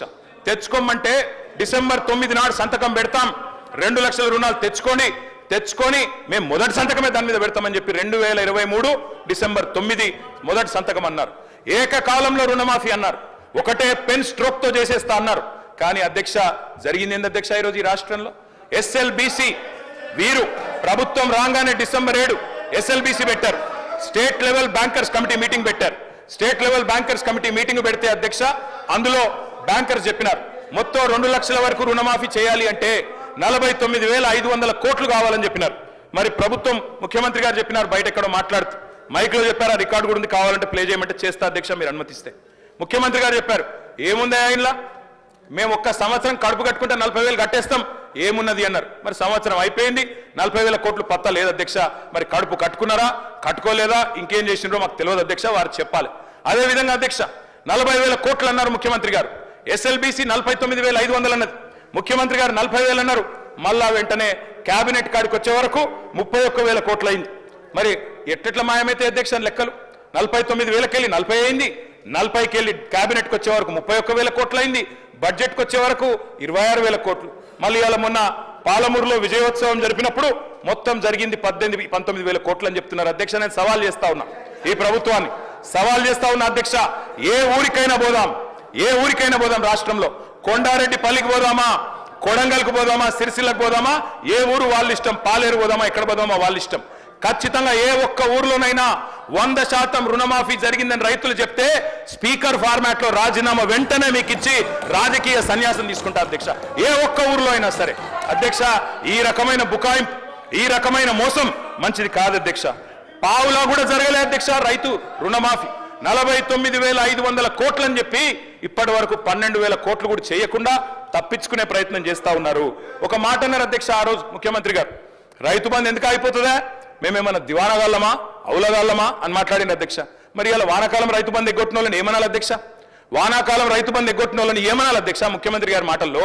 అందుకే అంటా ఉన్నాం, ఒక పంట కాదు 3 పంటలకు ఇయ్యాలని డిమాండ్ చేసిండ్రు, ఆ 3 పంటలకు ఇయ్యాలని మేము డిమాండ్ చేస్తా ఉన్నాం. ఇవాళ నిన్న భూభారతి చట్టం తెచ్చిండ్రు అధ్యక్ష, అందులో అనుభవదారుడు కాలం పెట్టింది. నేను అడుగుతా ఉన్నా కాంగ్రెస్ ప్రభుత్వాన్ని, మీరే చెప్పారు రైతులకే కాదు కౌలు రైతులకు కూడా ఇస్తామని చెప్పారు. ఎస్ సార్, కన్క్లూడ్ చేయండి, ఎందుకంటే నేను వేరేమైనా మాట్లాడుతున్నా సార్, సబ్జెక్టే మాట్లాడుతున్నా, రైతు భరోసా మీద మాట్లాడుతున్నా అధ్యక్ష. అనుభవదారుడి కాలం పెట్టారు, జమాబంద్ అని రాసినారు. మరి అనుభవదారుడి కాలం పెడితే నేను అడుగుతా ఉన్నా అధ్యక్ష, చెప్పండి దయచేసి, అనుభవదారుడి కాలం పెట్టారు, ముఖ్యమంత్రి గారు ఎన్నికలకు ముందు చెప్పినారు కౌలు రైతుకి ఇస్తాం, రైతు కూడా ఇస్తాం, భూ యజమానికి కూడా ఇస్తామని చెప్పినారు. ఇవాళ ప్రభుత్వం స్పష్టం చేయాలి, రైతుకు ఇస్తామని చెప్పిండ్రు, కౌలు రైతుకి ఇస్తామని చెప్పిండ్రు, రైతు కూలీలకు ఇస్తామని చెప్పిండ్రు, తప్పకుండా ఇచ్చిన హామీ నిలబెట్టుకోవాలి. ఇంకా చెప్పాలంటే అధ్యక్ష, ఈనాడు పేపర్లో ఫ్రంట్ పేజ్ ప్రకటన ఉంది, నాకు చూపెట్టమంటే చూపెడతా, మొదటి 100 రోజుల్లోనే ఇస్తాం అని కూడా చెప్పిండ్రు అధ్యక్ష, మాట నిలబెట్టుకోలేదు. ఎన్నికల ప్రచారంలోనేమో అందరికీ అన్ని, ఇప్పుడు మాత్రం కొందరికే కొన్ని అని కోతలు పెట్టే ప్రయత్నం చేస్తా ఉన్నారు. అన్నిటికీ మించి అధ్యక్ష బడ్జెట్లోనే వీళ్ళ చిత్తశుద్ధి బయటపడ్డది. మంత్రి గారేమో మేము నిర్ణయం తీసుకోలేదు అంటున్నారు రైతు భరోసా మీద, కానీ బడ్జెట్లోనే వీళ్ళ చిత్తశుద్ధి బయటపడ్డది అధ్యక్ష. ఏం చెప్పారు బడ్జెట్లో, రైతు భరోసాకి కేవలం కేటాయించింది 15,000 కోట్లు. మీకు నిజంగానే పెంచాలన్న ఆలోచన ఉన్న మాట వాస్తవం అయితే, 100 రోజుల్లో రైతు భరోసా పెంచుతామని చెప్పిన మాట వాస్తవం అయితే, మీరు ఎందుకు 15,000 కోట్లే కేటాయించారు? ఎందుకు మీరు 23,000 కోట్లు ఏదైతే 7,500 రూపాయలు కావాలో ఎకరానికి ఎందుకు కేటాయించలేదు? 70 లక్షల మంది రైతన్నలకు మీరు 15,000 కాకుండా మరి 15,000 ఇవ్వాలి అంటే 23,000 కోట్ల రూపాయలు కావాలి, అది మీరు పెట్టలేదు అంటేనే మీ చిత్తశుద్ధి అర్థమైతా ఉన్నది. కోతలకు సిద్ధపడ్డ తర్వాతనే ఉపసంఘం వేసినారు, మంత్రివర్గ ఉపసంఘం. ఇవాళ మీరు టైం పాస్ చేస్తా ఉన్నారు, ఖచ్చితంగా చెప్తా ఉన్నా, కాలక్షేపం చేస్తున్నారు. మంత్రివర్గ ఉపసంఘాన్ని వేసి ఇయ్యదలుచుకోలేదు మీరు. వానాకాలం రైతు బంధు ఎగ్గొట్టినట్టే భవిష్యత్తులో కూడా రైతు బంధు ఎగ్గొట్టే చక్కర్లో మీరు ఉన్నారు. అందుకే ఇవాళ రైతులు నమ్మతలేరు, రైతును అనుమానించే ప్రయత్నం చేస్తా ఉన్నారు, అవమానించే ప్రయత్నం చేస్తున్నారు. పెద్దోళ్ళకి ఇస్తున్నారు, దుర్వినియోగం అయిపోయింది అని కావాలని ఆంక్షలు పెడతాం, అగ్ని పరీక్షలు పెడతామని చెప్పి నిందలు వేస్తామని మాట్లాడుతూ ఉన్నారు అధ్యక్ష. మరి మేనిఫెస్టోలో పెట్టినప్పుడు ఎందుకు చెప్పలేదు అధ్యక్ష ఇవన్నీ? ఆ రోజేమో అందరికీ అన్ని, ఇప్పుడేమో కొందరికే కొన్ని కోతలు పెడతామని అప్పుడు ఎందుకు చెప్పలేదు అధ్యక్ష? అందుకే అధ్యక్ష ఐటీ గట్టేటోళ్లకు అధ్యక్ష ఈ రాష్ట్రంలో అధ్యక్ష పాన్ కార్డులు ఎన్ని ఉన్నాయో తెలుసా అధ్యక్ష? ఈ రాష్ట్రంలో 1 కోటి పైచిలకు పాన్ కార్డులు ఉన్నాయి. మరి రేపటి రోజున పాన్ కార్డులు ఉన్న వాళ్ళందరికీ కట్ చేస్తామంటే, ఐటీ గట్టేటోళ్ళకి కట్ చేస్తామంటే ఎట్లా కుదురుతుంది అధ్యక్ష? అధ్యక్ష లీకులు ఇచ్చి రాయిస్తున్నారు, గుట్టలకు పుట్టలకు రైతు బంధు అని కట్టుకథనాలు రాయిస్తా ఉన్నారు. ఉపసంఘం నివేదికలో 1.25 లక్ష కొనేలు పెడతా ఉన్నారు. రైతు బంధు పథకం ఉసురు దియ్యబోతున్నారు, ఉరేయబోతున్నారు అనేది మా అనుమానం. ఉపసంఘం నివేదికను ఖచ్చితంగా రాష్ట్ర ప్రజల ముందు పెట్టాలి, శాసనసభ ముందు పెట్టాలి. అధ్యక్ష నేను ఒకటి అడుగుతున్నా అధ్యక్ష, ప్రభుత్వ ఉద్యోగులకు ఐటీ చెల్లింపుదారులకు రైతు భరోసా కట్ చేస్తారా? మంత్రి గారు చెప్పాలి. ప్రభుత్వ ఉద్యోగులకు భూమికున్న బంధాన్ని తెంపేస్తారా? వాళ్ళు రైతు బిడ్డలు కాదా? వాళ్ళు భూమిపుత్రులు కాదా? రైతు బిడ్డ ఉద్యోగి అయితే వారికి కటింగ్ పెడతారా? తప్పకుండా చెప్పాలి. తరతరాలుగా సాగుతున్న భూమిని సాగు చేస్తున్న వ్యవసాయాన్ని మరి వ్యాపారంగా చూస్తారా అని అడుగుతా ఉన్నా అధ్యక్ష ఈ రోజుల్లో ఉన్న రుణ వ్యవస్థ ప్రకారం అర్హతల ప్రకారం గ్రామాల్లో కూడా ఐటీ చెల్లింపులు చేస్తున్న వాళ్ళు ఉన్నారు, పాన్ కార్డులు ఉన్న వాళ్ళు ఉన్నారు, రైతన్నలకు కూడా పాన్ కార్డులు ఉన్నాయి. పాన్ కార్డు ప్రాతిపదికగా తీసుకుంటే వాళ్ళందరికీ కూడా రైతు బంధు కట్టే ప్రమాదం ఉందని వారు భయపడుతూ ఉన్నారు. ఖజానాలో సొమ్మంతా కర్షకుడే మింగేసినట్టు గోరంతలు కొండంతలు చేసి ప్రాపగాండ చేస్తా ఉన్నారు. ఇది మంచిది కాదు అధ్యక్ష. ఒక పక్కనేమో దేశంలో ఈ బీజేపీ అధ్యక్ష దేశంలో 14.5 లక్షల కోట్ల పెద్ద బడా వ్యాపారవేత్తల అధ్యక్ష వాళ్ళేమో మొత్తం సొమ్ములు ఎగవేసి బ్యాంకులను లూటీ చేసి పారిపోతారు అధ్యక్ష. వాళ్ళని పట్టుకునేటోడు లేడు, అడిగేటోడు లేడు. కానీ రైతు కాడికి వచ్చే వరకు రైతులు మొత్తం ఖజానా మింగేసినట్టు వాళ్ళ వల్లనే ఖజానా దివాలా తీసినట్టు ఇలా మాట్లాడుతూ ఉన్నారు అధ్యక్ష. అప్పులు ఎగ్గొట్టి బ్యాంకుల నిండా ముంచేస్తుంటే వసూలు చేసే ధైర్యం లేని ప్రభుత్వాలు అధ్యక్ష. పోయి రైతే దొరికినా మీరు recovery. Thank you sir. Sir KTR గారు పదే కావాలని చెప్పేసి ప్రొవోకేట్ చేసుకుంటూ మాట్లాడుతూ ఉన్నారు కదా అధ్యక్ష. నిజంగా వారికి ఒకవేళ మాట్లాడాలనుకుంటే చర్చ పెట్టండి అధ్యక్ష. అన్నిటి మేము చర్చకు సిద్ధంగా ఉన్నాం. ఈరోజు సివిల్ సప్లైస్ గురించి మాట్లాడారు కదా, ఎఫ్సీఐ గురించి మాట్లాడారు కదా అధ్యక్ష. అతిపెద్ద స్కాము వారి హయాంలోనే మొదలైంది అధ్యక్ష.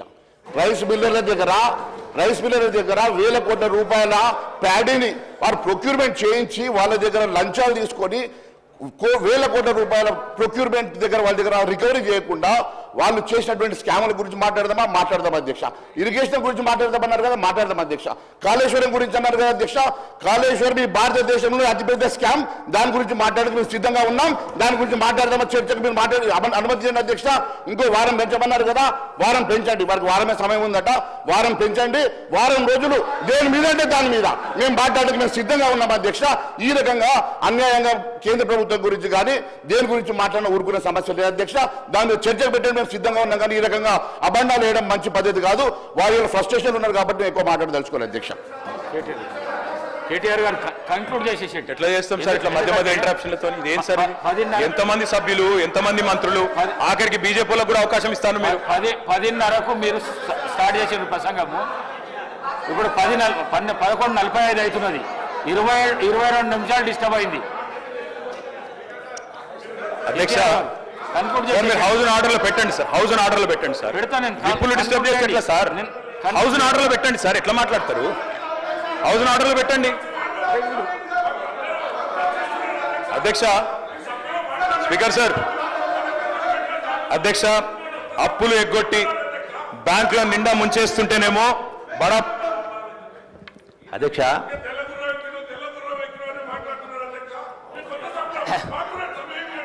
అధ్యక్ష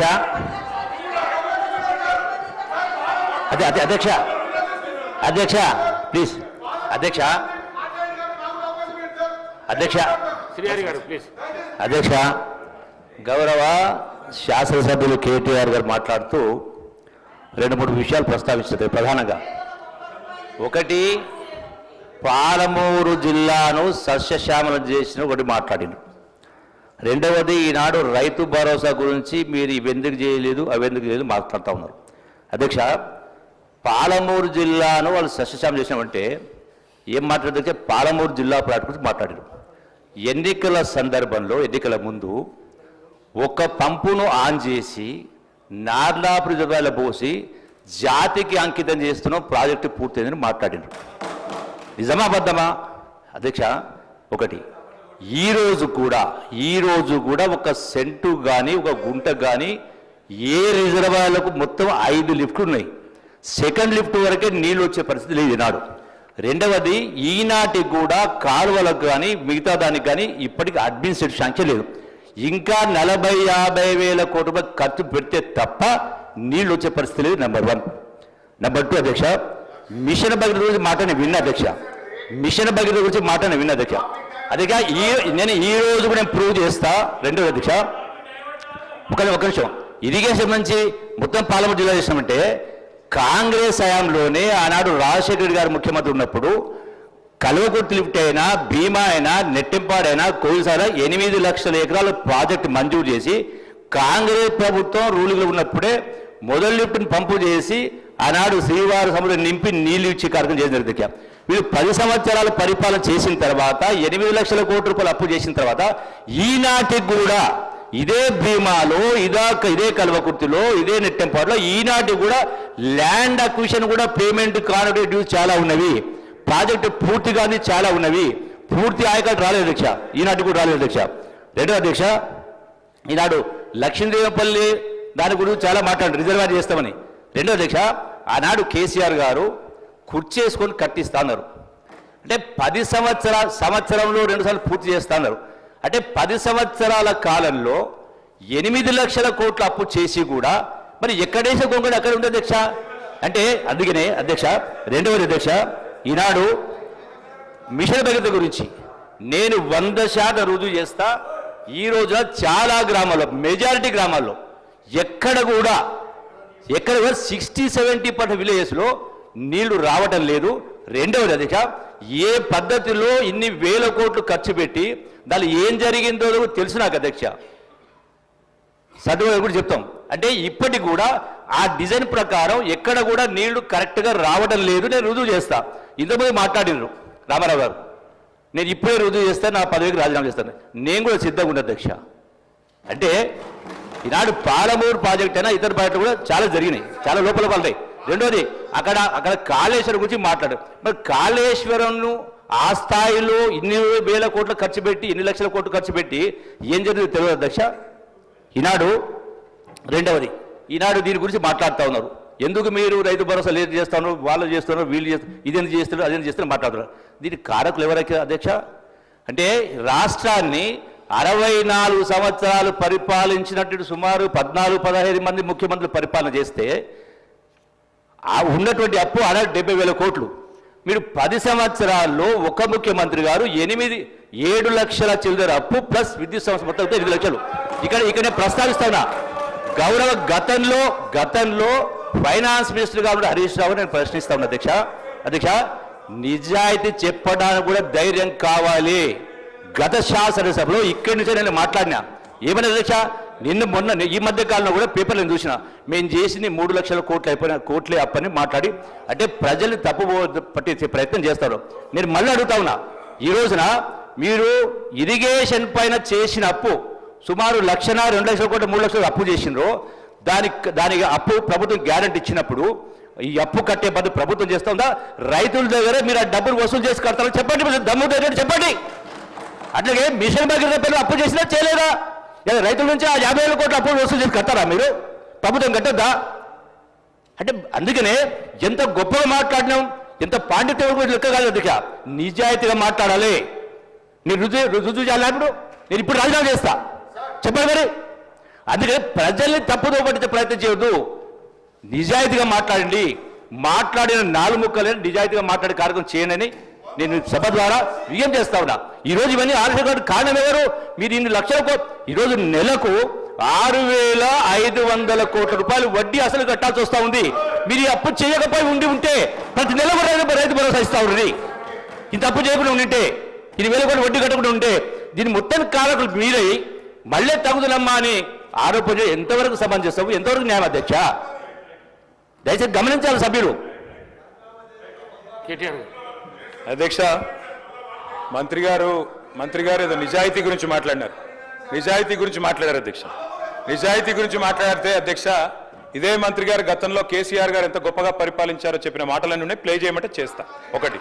రెండో అధ్యక్ష, హరీష్ రావు గారు ఇంత స్పష్టంగా శాసనసభలో నిన్నగాక మొన్ననే కదా అధ్యక్ష మొత్తం ఆర్బీఐ లెక్కలు వివరిస్తూ సావధానంగా ఏం చెప్పారు అధ్యక్ష?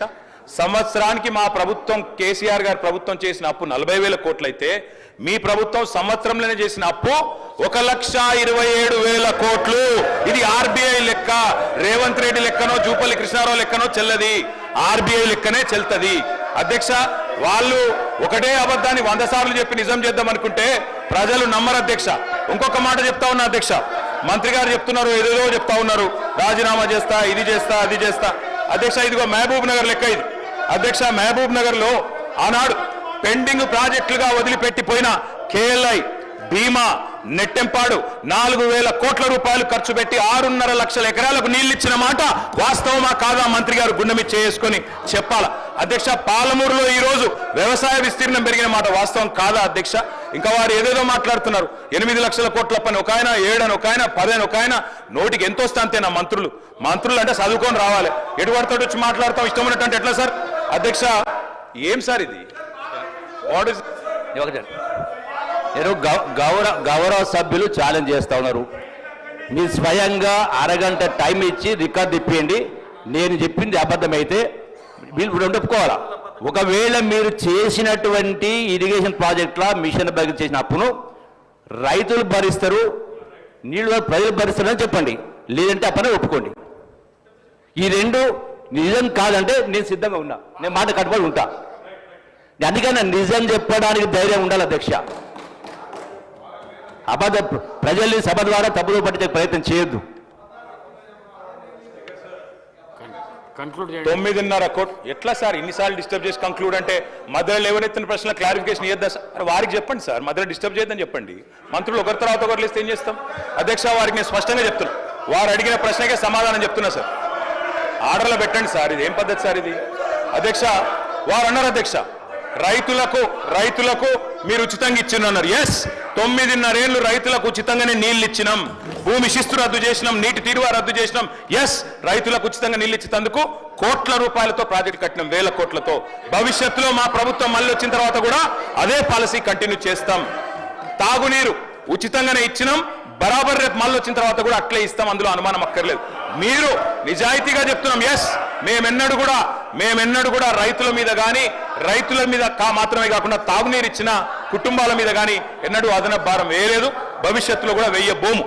అదేవిధంగా అధ్యక్ష ఇంకొక మాట వారు చెప్పింది వాస్తవమా సార్? 8 లక్షల కోట్ల అప్పని ఒక ఆయన అంటారు, 10 లక్షల కోట్ల అప్పని ఒక ఆయన అంటారు. మన ఆర్థిక మంత్రి గారు 6,71,000. మంత్రుల మధ్యనే సమన్వయం లేదు. ఏం చెప్పాలో నెంబర్ కరెక్ట్ గా ట్రైనింగ్ చేయండి ముఖ్యమంత్రి గారు. అధ్యక్ష, నేను ఒకటే అడుగుతా ఉన్నా అధ్యక్ష, విత్తనం వేసిన నాటి నుండి నేను సబ్జెక్ట్ మాట్లాడుతున్నా సార్. విత్తనం వేసిన నాటి నుండి పంట అమ్మేదాకా రైతుకు ఎన్ని గండాలు ఎన్ని కష్టాలు ఉన్నాయో మనందరికి తెలుసు సార్. అందుకే పారిశ్రామికవేత్తలకు ఇచ్చినట్టు ప్రోత్సాహకాలు రైతులకు గుడియాలన్న ఉద్దేశంతోనే ఆనాడు ఎప్పుడో మహాకవి శ్రీశ్రీ గారు చెప్పినట్టు అధ్యక్ష, పొలాలనన్ని హలాల దున్ని బలం దరిత్రికి బలి కావించే కర్షక వీరుల కాయం నిండా కాలువగట్టే ఘర్మజలానికి ఖరీదు లేదో అన్నాడు శ్రీశ్రీ. అంటే అధ్యక్ష, ఘర్మజలం అంటే చెమట. ఆ చెమటకు ఖరీదు ఎట్లా కడతాం? రైతే కులమేదైనా ఆయనకున్న విస్తీర్ణం ఎంతైనా రైతే తెలంగాణలో. కాబట్టే మేము వ్యవసాయ స్థిరీకరణ కోసం ఆనాడు పరిమితి పెట్టకుండా అందరికి ఇచ్చే ప్రయత్నం చేసినాం. ఐటీ అని, పాన్ కార్డు ఉందని, ఐటీ ఉద్యోగులని లేదా పోడు పట్టాలని, ఒక పంట అని తప్పించుకునే ప్రయత్నం చేయలే అధ్యక్ష. కౌలు రైతులు ఎదురు చూస్తున్నారు. ముఖ్యమంత్రి గారు మీరే చెప్పారు, కౌలు రైతుకి ఇస్తాం, రైతుకు కూడా ఇస్తామని స్పష్టంగా ముఖ్యమంత్రి గారు చెప్పినారు. కౌలు రైతులు కళ్ళల్లో ఒత్తులేసుకొని చూస్తున్నారు. మాకు అసలు రైతులతో సమానంగా పైసలు వస్తాయని తప్పకుండా ఇవ్వాలని కోరుతా ఉన్నాం. నాడు రేవంత్ రెడ్డి గారే చెప్పినారు, బహిరంగ లేఖ రాసినారు. మీరు 22 లక్షల మంది ఉన్నారు కౌలు రైతులని. నేను ప్రభుత్వాన్ని అడుగుతా ఉన్నా, అనుభవదారుడి కాలం పెట్టినారు నిన్న మీరు భూభారతిలో. తప్పకుండా అనుభవదారుడి కాలం వచ్చిందంటే కౌలు రైతులు ఎవరో కూడా మీకు తెలుసు.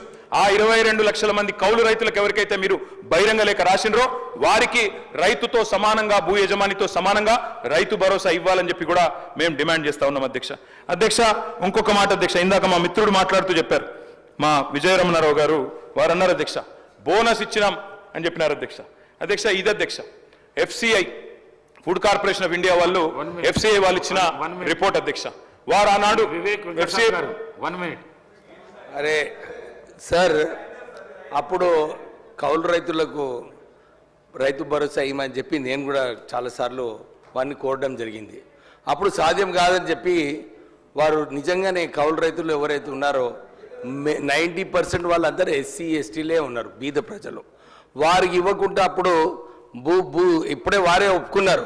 ఎవరైతే రైతు పంట వేయనే వాళ్ళకి కూడా రైతు బంధు ఇచ్చినామని చెప్పి వారు చెప్పినారు. ఈరోజు కండిలు ఎందుకు చూపిస్తున్నారు కౌలు రైతుల మీద? వారికి అధికారం ఉన్నప్పుడు వారు నిజంగానే ఇవ్వలేదు. అప్పటి నుంచే ప్రారంభమైంది వారి देंगे, जरूर देंगे, नहीं देने का सवाल नहीं है. लेकिन మీరు ఏదైతే అన్యాయం చేస్తారో కౌలు రైతులకు ఆ సమయంలో అందరికీ ప్రజలకు కూడా గుర్తించు. కేటీఆర్ గారు ప్లీజ్ కన్క్లూడ్ చేయండి. 2 hours అయింది. ఇంతమంది డిస్టర్బ్ చేసి ఇట్లా కంక్లూడ్ చేస్తా సార్. సార్ వివేక్ గారికి ఇచ్చారు, వారు మంత్రి కాలేదు అయినా మాట్లాడుతున్నారు. రేపు మంత్రి కావాలని కూడా మాకు కోరుతా ఉన్నాం, మా సోదరుడు మా దోస్తు ఆయన, కాబట్టి మంత్రి కావాలని కోరుతున్నా సార్. అధ్యక్ష ఒక మాట చెప్పాలి అధ్యక్ష, ఖచ్చితంగా చెప్పాలి అధ్యక్ష. ఇంతమంది సభ్యులు అడుగుతా ఉన్నారు, ముఖ్యమంత్రి గారు స్వయంగా రాసినారు కౌలు రైతులకు ఇస్తామని చెప్పారు. కౌలు రైతులు 22 లక్షల మందికి ఎవరికైతే మీరు ఉత్తరం రాసినారో రేవంత్ రెడ్డి గారు, వారు ఎదురు చూస్తున్నారు కళ్ళల్లో ఒత్తులేసుకొని. రేవంత్ రెడ్డి గారు తప్పకుండా రైతు భరోసా ఇస్తాడని ఇయ్యాలని కోరుతా ఉన్నాం అధ్యక్ష. దాంతో పాటు మీరే చెప్పారు బోనస్ గురించి అధ్యక్ష. ఇది MSP government of India department of food and public distribution వాళ్ళు రిలీజ్ చేసిన ఎంఎస్పి అధ్యక్ష. ఆనాడు 23-24 సంవత్సరానికి గాను ఇది వారిచ్చిన ఎంఎస్పి పట్టిక. ఈ పట్టికలో ఏముంది అధ్యక్ష? దొడ్డు వడ్లకు 2183 రూపాయలు దొడ్డు వడ్లకు ఎంఎస్పి, సన్న వడ్లకు 2203 రూపాయలు, అంటే ఒక 20 రూపాయలు ఎక్కువ. మొత్తంగా చూస్తే దొడ్డు వడ్లకు 2183 రూపాయలు. మరి కాంగ్రెస్ పార్టీ మేనిఫెస్టో అధ్యక్ష, ఇది కాంగ్రెస్ పార్టీ మేనిఫెస్టోలో ఏం చెప్పారు అధ్యక్ష? ఆనాడు స్పష్టంగా చెప్పారు మేనిఫెస్టోలో వారు బోనస్ గురించి మాట్లాడకపోతే నేను చెప్పబోతుంటా. బోనస్ ఏం చెప్పారు అధ్యక్ష? ఆనాడు 2183 రూపాయలు వరిదా. అగ్రికల్చర్ మినిస్టర్ గారు మళ్ళీ మళ్ళీ మళ్ళీ మళ్ళీ మీతో రిక్వెస్ట్ చేసిండు ఒకటే, రైతు భరోసా ఇవాళ చర్చ. రైతు భరోసాలో మీరేమన్నా అడ్వైజ్ ఇచ్చేటట్లుంటే ఇవ్వండి. విజయరమణారావు గారు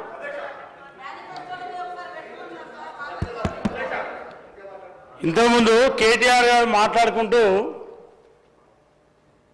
రైతులకు సంబంధించినటువంటి రుణమాఫీ గురించి వారు ఛాలెంజ్ చేశారు.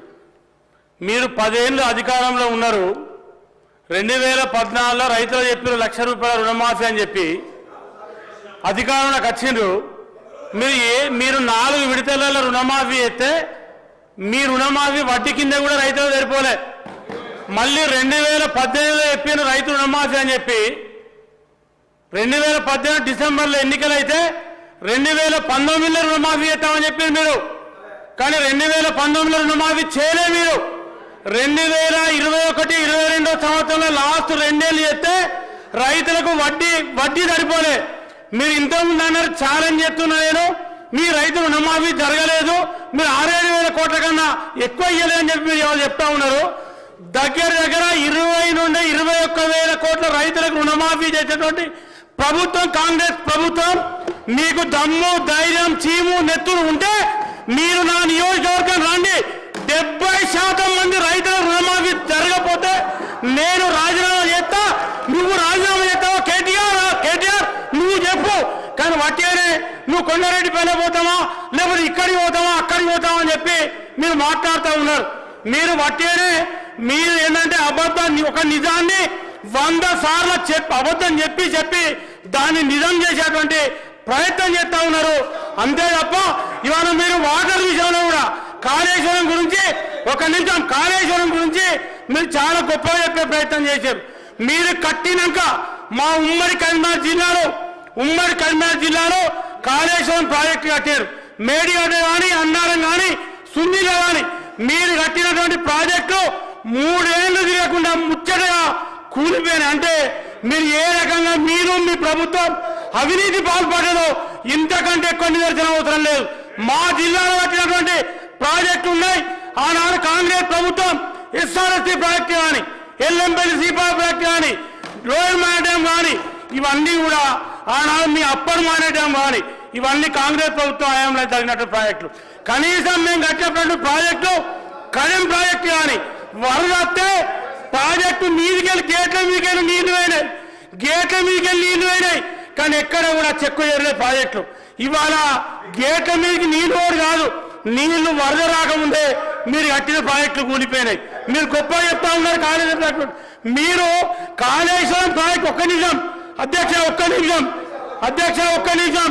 మీరు కాళేశ్వరం ప్రాజెక్టు కట్టి ఉమ్మడి కరీంనగర్ జిల్లాకు కనీసం 1 ఎకరానికన్నా నీళ్ళు ఇచ్చినా అని చెప్పి అడుగుతా ఉన్నా. మా రైతుల పొట్టగొట్టి, ఉమ్మడి కరీంనగర్ జిల్లా రైతుల పొట్టగొట్టి కేసీఆర్ గారు, హరీష్ రావు గారు, కేటీఆర్ గారు మీ ప్రాంతాలకు నీళ్లు తీసుకుపోయే ప్రయత్నం చేశారు. కనీసం ఆనాడు కాంగ్రెస్ ప్రభుత్వంలో కాలువలు నవ్వి లైనింగ్ చేసి ప్రాజెక్టులు పెట్టేటువంటి వాటికి కనీసం లైనింగ్ పోతే ఆ లైనింగ్ కూడా రిపేర్ చేయలే, షటర్ పోతే షటర్ పెట్టలే. మీరా ఇవాళ కాంగ్రెస్ ప్రభుత్వం గురించి మాట్లాడేది? మీకు మాట్లాడే నైతిక హక్కు లేదు, చిత్తశుద్ధి లేదు. మీరు అబద్ధాలు చెప్పి ప్రజలను రైతులను నమ్మించి మోసం చేసేటువంటి ప్రయత్నం చేస్తూ ఉన్నారు. ఇలా రైతుల రుణమాఫీ జరిగితే కూడా రుణమాఫీ జరగలేదని చెప్పేటువంటి ప్రయత్నం చేస్తూ ఉన్నారు. రైతులకు బోనస్ ఇస్తే బోనస్ ఇయ్యలేదని చెప్పేటువంటి ప్రయత్నం చేస్తూ ఉన్నారు. మీరు ఇవాళ ఒక్క నా నియోజకవర్గంలో దాదాపు పెద్దపల్లి అసెంబ్లీ నియోజకవర్గంలో 51 కోట్లు, దాదాపు 50 కోట్ల బోనస్ వస్తే ఈ నిన్నటి వరకు 46 కోట్ల బోనస్ రైతుల అకౌంట్లలో జమ అయినాయి. అది ఇవాళ కాంగ్రెస్ పార్టీ. ఆనాడు మీరు ఒక్క రైతు కన్నా రైతు బోనస్ ఇస్తామని చెప్పి ఒక్క రైతు కన్నా ఒక క్వింటల్ వడ్ల కన్నా మీరు బోనస్ ఇచ్చినా అని చెప్పి నేను అడుగుతా ఉన్నా. మీకు మాట్లాడే నైతిక హక్కు లేదు. రైస్ మిల్లులను పెట్టి రైస్ మిల్లులతో కుమ్మక్కాయి వాళ్ళని పెట్టి కిలోలు కటింగ్ పెట్టిన చరిత్ర ఆనాడు మీ ప్రభుత్వాన్ని. మీరు మాట్లాడే నైతిక హక్కు లేదు, మీకు మాట్లాడటానికి కనీసం కూడా అర్హత లేదు. మీరు రైతుల గురించి మాట్లాడే అర్హత లేదు.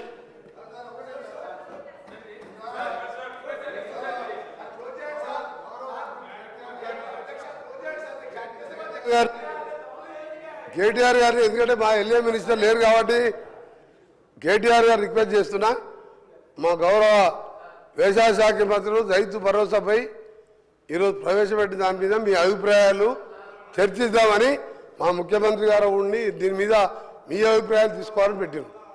వారు ఎన్నిసార్లు ఎలక్ట్రిసిటీ పోయిన్లు, ఇరిగేషన్ పోయిన్లు, మేనిఫెస్టోకి పోయిన్లు, ఇవన్నీ మేము అదే ఫస్టే చెప్పిన ఎల్ఏ మినిస్టర్ లేరు కాబట్టి మీరు చాలామంది సార్ మా దాంట్లో కూడా చాలామంది సభ్యులు మాట్లాడాలి, సిపిఐ వారు మాట్లాడాలి, బీజేపీ వారు మాట్లాడాలి. వాడు ఒక్కరే 1.5 మాట్లాడు సార్, 1.5 అవర్ మాట్లాడాడు. ఒకటే విషయం చెప్తా సార్, కేటీఆర్ గారు మీరు ఒకటే విషయం, నీ ధైర్యం, నీ గుండె ధైర్యం చేసుకొని నీ మేనిఫెస్టోలో మొదటి మేనిఫెస్టో కాంగ్రెస్ పార్టీకి మేనిఫెస్టో అంటే భగవద్గీత, బైబిల్, ఖురాన్ లాంటిది చెప్పింది చేస్తాం. నీ మేనిఫెస్టో ఏం చెప్పినావు? దళిత ముఖ్యమంత్రి, దళితుల 3 ఎకరాలు, 3 కాదు 2 ఉంటే 2 ఉంటే 1 యాడ్ చేస్తా, బోరేస్తా, మోటార్ వేస్తా, పండు రైతుని చేస్తా, కేజీ టు పీజీ. నీ బిడ్డ వస్తే అల్లుడు వచ్చాడు అనుకుంటావు, గొర్రెలు మేకరాలు కట్టేస్తావు. 1 కాదు 2 కాదు, లక్షల అబద్ధాలబ్బా. ప్రపంచంలో ఏ నాయకుడు, ఏ పార్టీ కూడా అంత బోగస్ మేనిఫెస్టో ఇయ్యాడు. 2001లో అధ్యక్ష నేను ఉద్యోగంలో 2001లో కొండా లక్ష్మణ్ బాబు దగ్గర ఆఫీస్ పెట్టినప్పుడు ఒక మాట అన్నాడు, ఆ రికార్డు తీద్దాం, 10 లక్షల దారు ఉంటాయి. దళితుని ముఖ్యమంత్రి చేయకపోతే నా మెడ మీద తల ఉండదు అన్నాడు. ఏం మాట్లాడతారు మీరు? అబద్ధాలకు బ్రాండ్ అంబాసిడర్లు. నువ్వు మాట్లాడు, రైతు భరోసా గురించి మాట్లాడు, రైతు భరోసా మీద చేయి.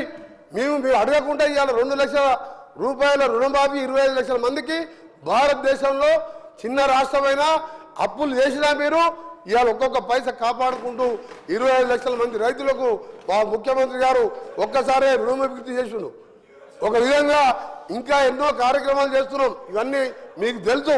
కానీ మీరు చెప్పేది మీరు ఏం చేయలే కాబట్టి ఆయన కూలేశ్వరం కట్టిందంట, దాని కాళేశ్వరం కాదు కూలేశ్వరం. అధ్యక్ష ఒకటే అడుగుతున్నా, ఆ కూలేశ్వరం నీళ్లు వాడకుండా 1,52,00,000 మెట్రిక్ టన్నుల ధాన్యం పట్టించిన చరిత్ర తెలంగాణ రైతులది. అందుకనే తక్కువ మాట్లాడు, అయిపోయింది. 10 ఏళ్ళు నమ్మిన 2 సార్లు. ఇక నువ్వు ఎక్కువ మాట్లాడకు, చర్చ సలహా ఇంటే సలహా వేరే మెంబర్స్ ఉన్నారు, సమయం వేస్ట్ చేయకండి. ఇలా ఇంపార్టెంట్ మేము మా ముఖ్యమంత్రి గారు చెప్తారు, మేము చెప్పిందల్లా చేస్తాం. అవసరం ఉంటే ప్రాణం తీసుకుంటాం తప్ప అబద్ధాలు ఆడం, మీలాగా మోసం చేయం. ఏదో 40 మంది బాగుపడ్డారు 10 ఏళ్ళ. ఇవాళ 50 లక్షల మహిళలు, ఇవాళ ఈరోజు 50 లక్షల మహిళలకు నెలకు ఉచితంగా 200 యూనిట్ల కరెంటు ఇచ్చి నెలకు 1000 రూపాయలు సేవ్ చేస్తున్నాం. 50 లక్షల మంది కుటుంబాలకు, పేదవారికి చీకట్లో మగ్గుతుంటే ఈరోజు 200 యూనిట్లు ఉచిత కరెంట్ ఇచ్చి సేవ్ చేస్తున్నాం. అలాంటి మెచ్చుకోవాలి మీరు. ఒక్క మంచి పని చేయలే. Don't waste the time. అధ్యక్ష మీరు కూడా లిమిటెడ్ టైం పెట్టండి, చాలా మంది మెంబర్ ఉన్నారు. నేను on behalf the house I'm requesting honourable KTR గారు, మేనిఫెస్టో మళ్ళీ మాట్లాడదాం. మళ్ళా సెషన్ ఉంది, మీ నాయకుడు రమ్మను. అబద్ధాల మేనిఫెస్టో ఒక నిమిషం అబద్ధాల మేనిఫెస్టో రచయిత, అబద్ధాలకు బ్రాండ్ అంబాసిడర్, ప్రపంచ ఖ్యాతిగాంచిన కేసీఆర్ గారు నమ్మరు. మాట్లాడదాం మేనిఫెస్టో మీద. పాయల్ శంకర్ గారు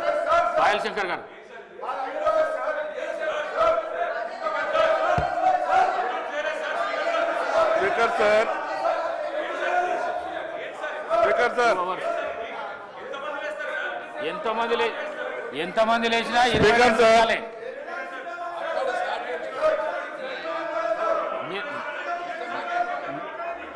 అధ్యక్ష, మీరు రైతు భరోసాలో 5 minutes లా కంప్లీట్ చేస్తా అంటే చేయండి, లేకుంటే మైక్ కట్ చేసేస్తాం.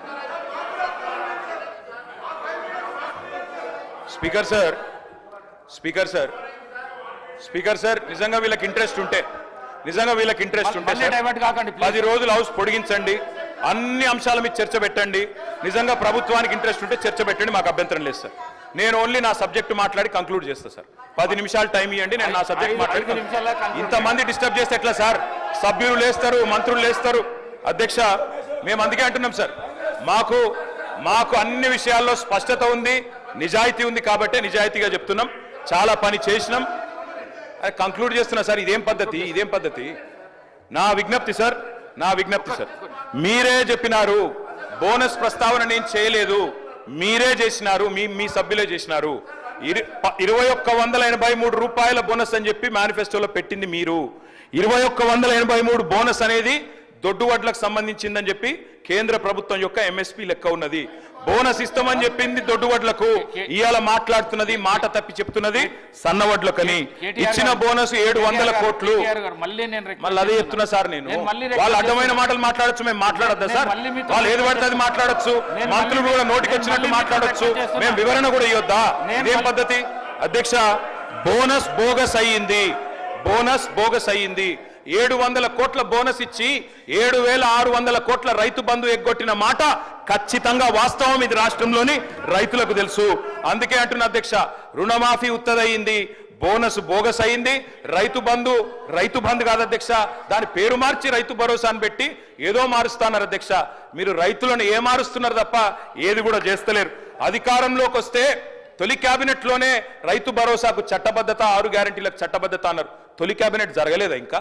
లేకపోతే తొలి సంవత్సరం దడిచినా కూడా ఒక యాదికి వస్తలేదా? మీ రాహుల్ గాంధీ గారు చెప్పిండ్రు, ఏడబైంది మాట అని అడుగుతున్నాం. అధ్యక్ష, ఇంకొక మాట అధ్యక్ష, ఈ కాంగ్రెస్ పరిపాలనలో గత సంవత్సర కాలంగా రైతు బతుకుకు భరోసా లేదు, రైతు భూమికి భరోసా లేదు. పొలంలో ఉండాల్సిన రైతులు ఇవాళ జైళ్లలో ఉండే పరిస్థితి అధ్యక్ష. ఆనాడు ఎప్పుడు ముఖ్యమంత్రి గారు గద్దరన్న న్యాయ చేస్తూ ఉంటారు. గద్దరన్న ఒక మాట చెప్పిండు అధ్యక్ష, దుక్కులు దున్నే రైతులకు బేడీలు ఎందుకురో అని పాట పాడిండు అధ్యక్ష. ఇవాళ గద్దరన్న బతుకుంటే ఖచ్చితంగా ఆ పాట మళ్ళా గజ్జగట్టి పాడుతుంది అధ్యక్ష.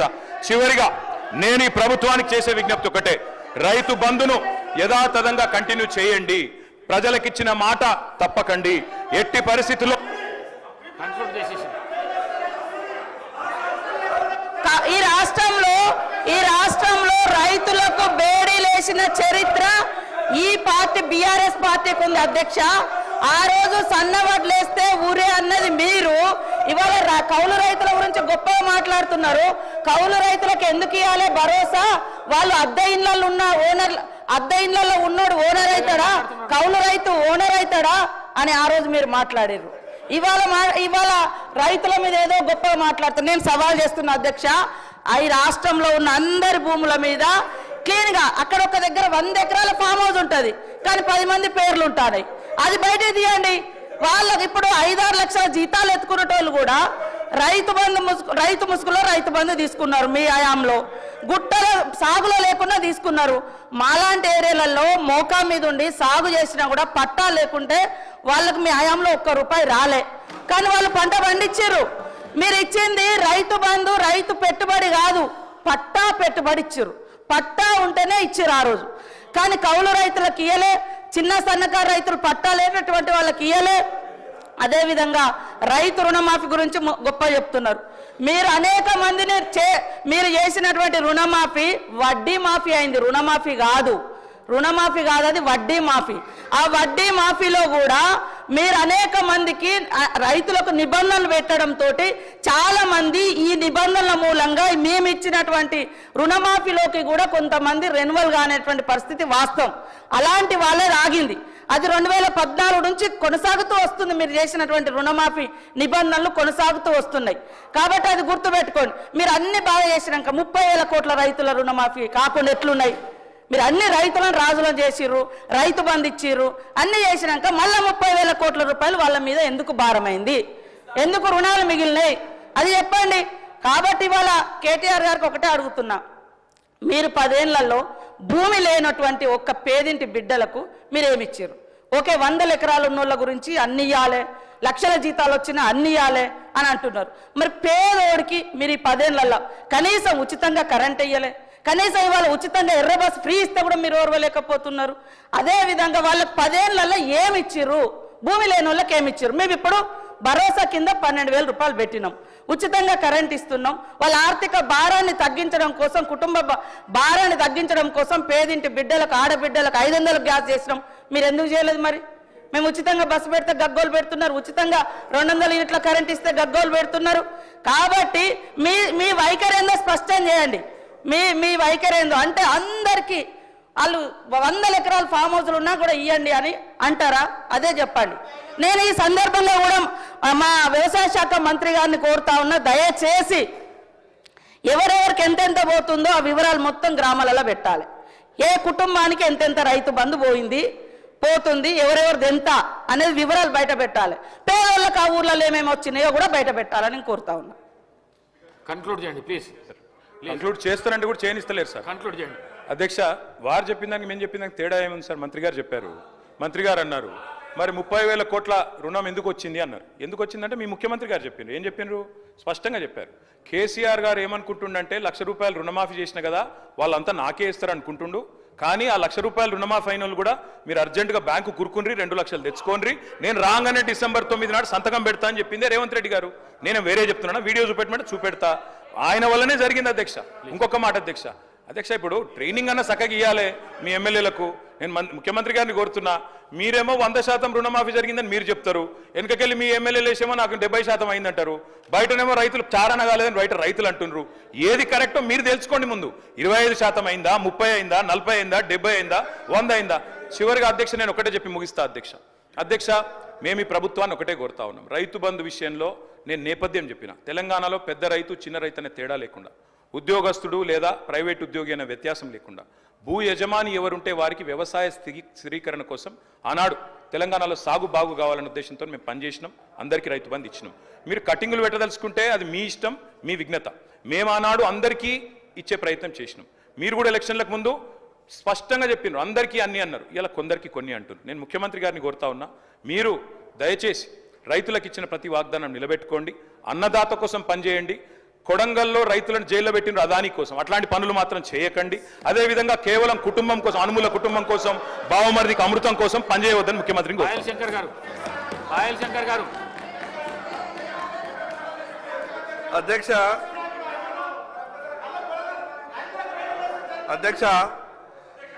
రైతు భరోసాపై చర్చలో నాకు మాట్లాడే అవకాశం ఇచ్చినందుకు స్పీకర్ గారికి మీకు ప్రత్యేకంగా ధన్యవాదాలు. అధ్యక్ష, దాదాపు 2 గంటల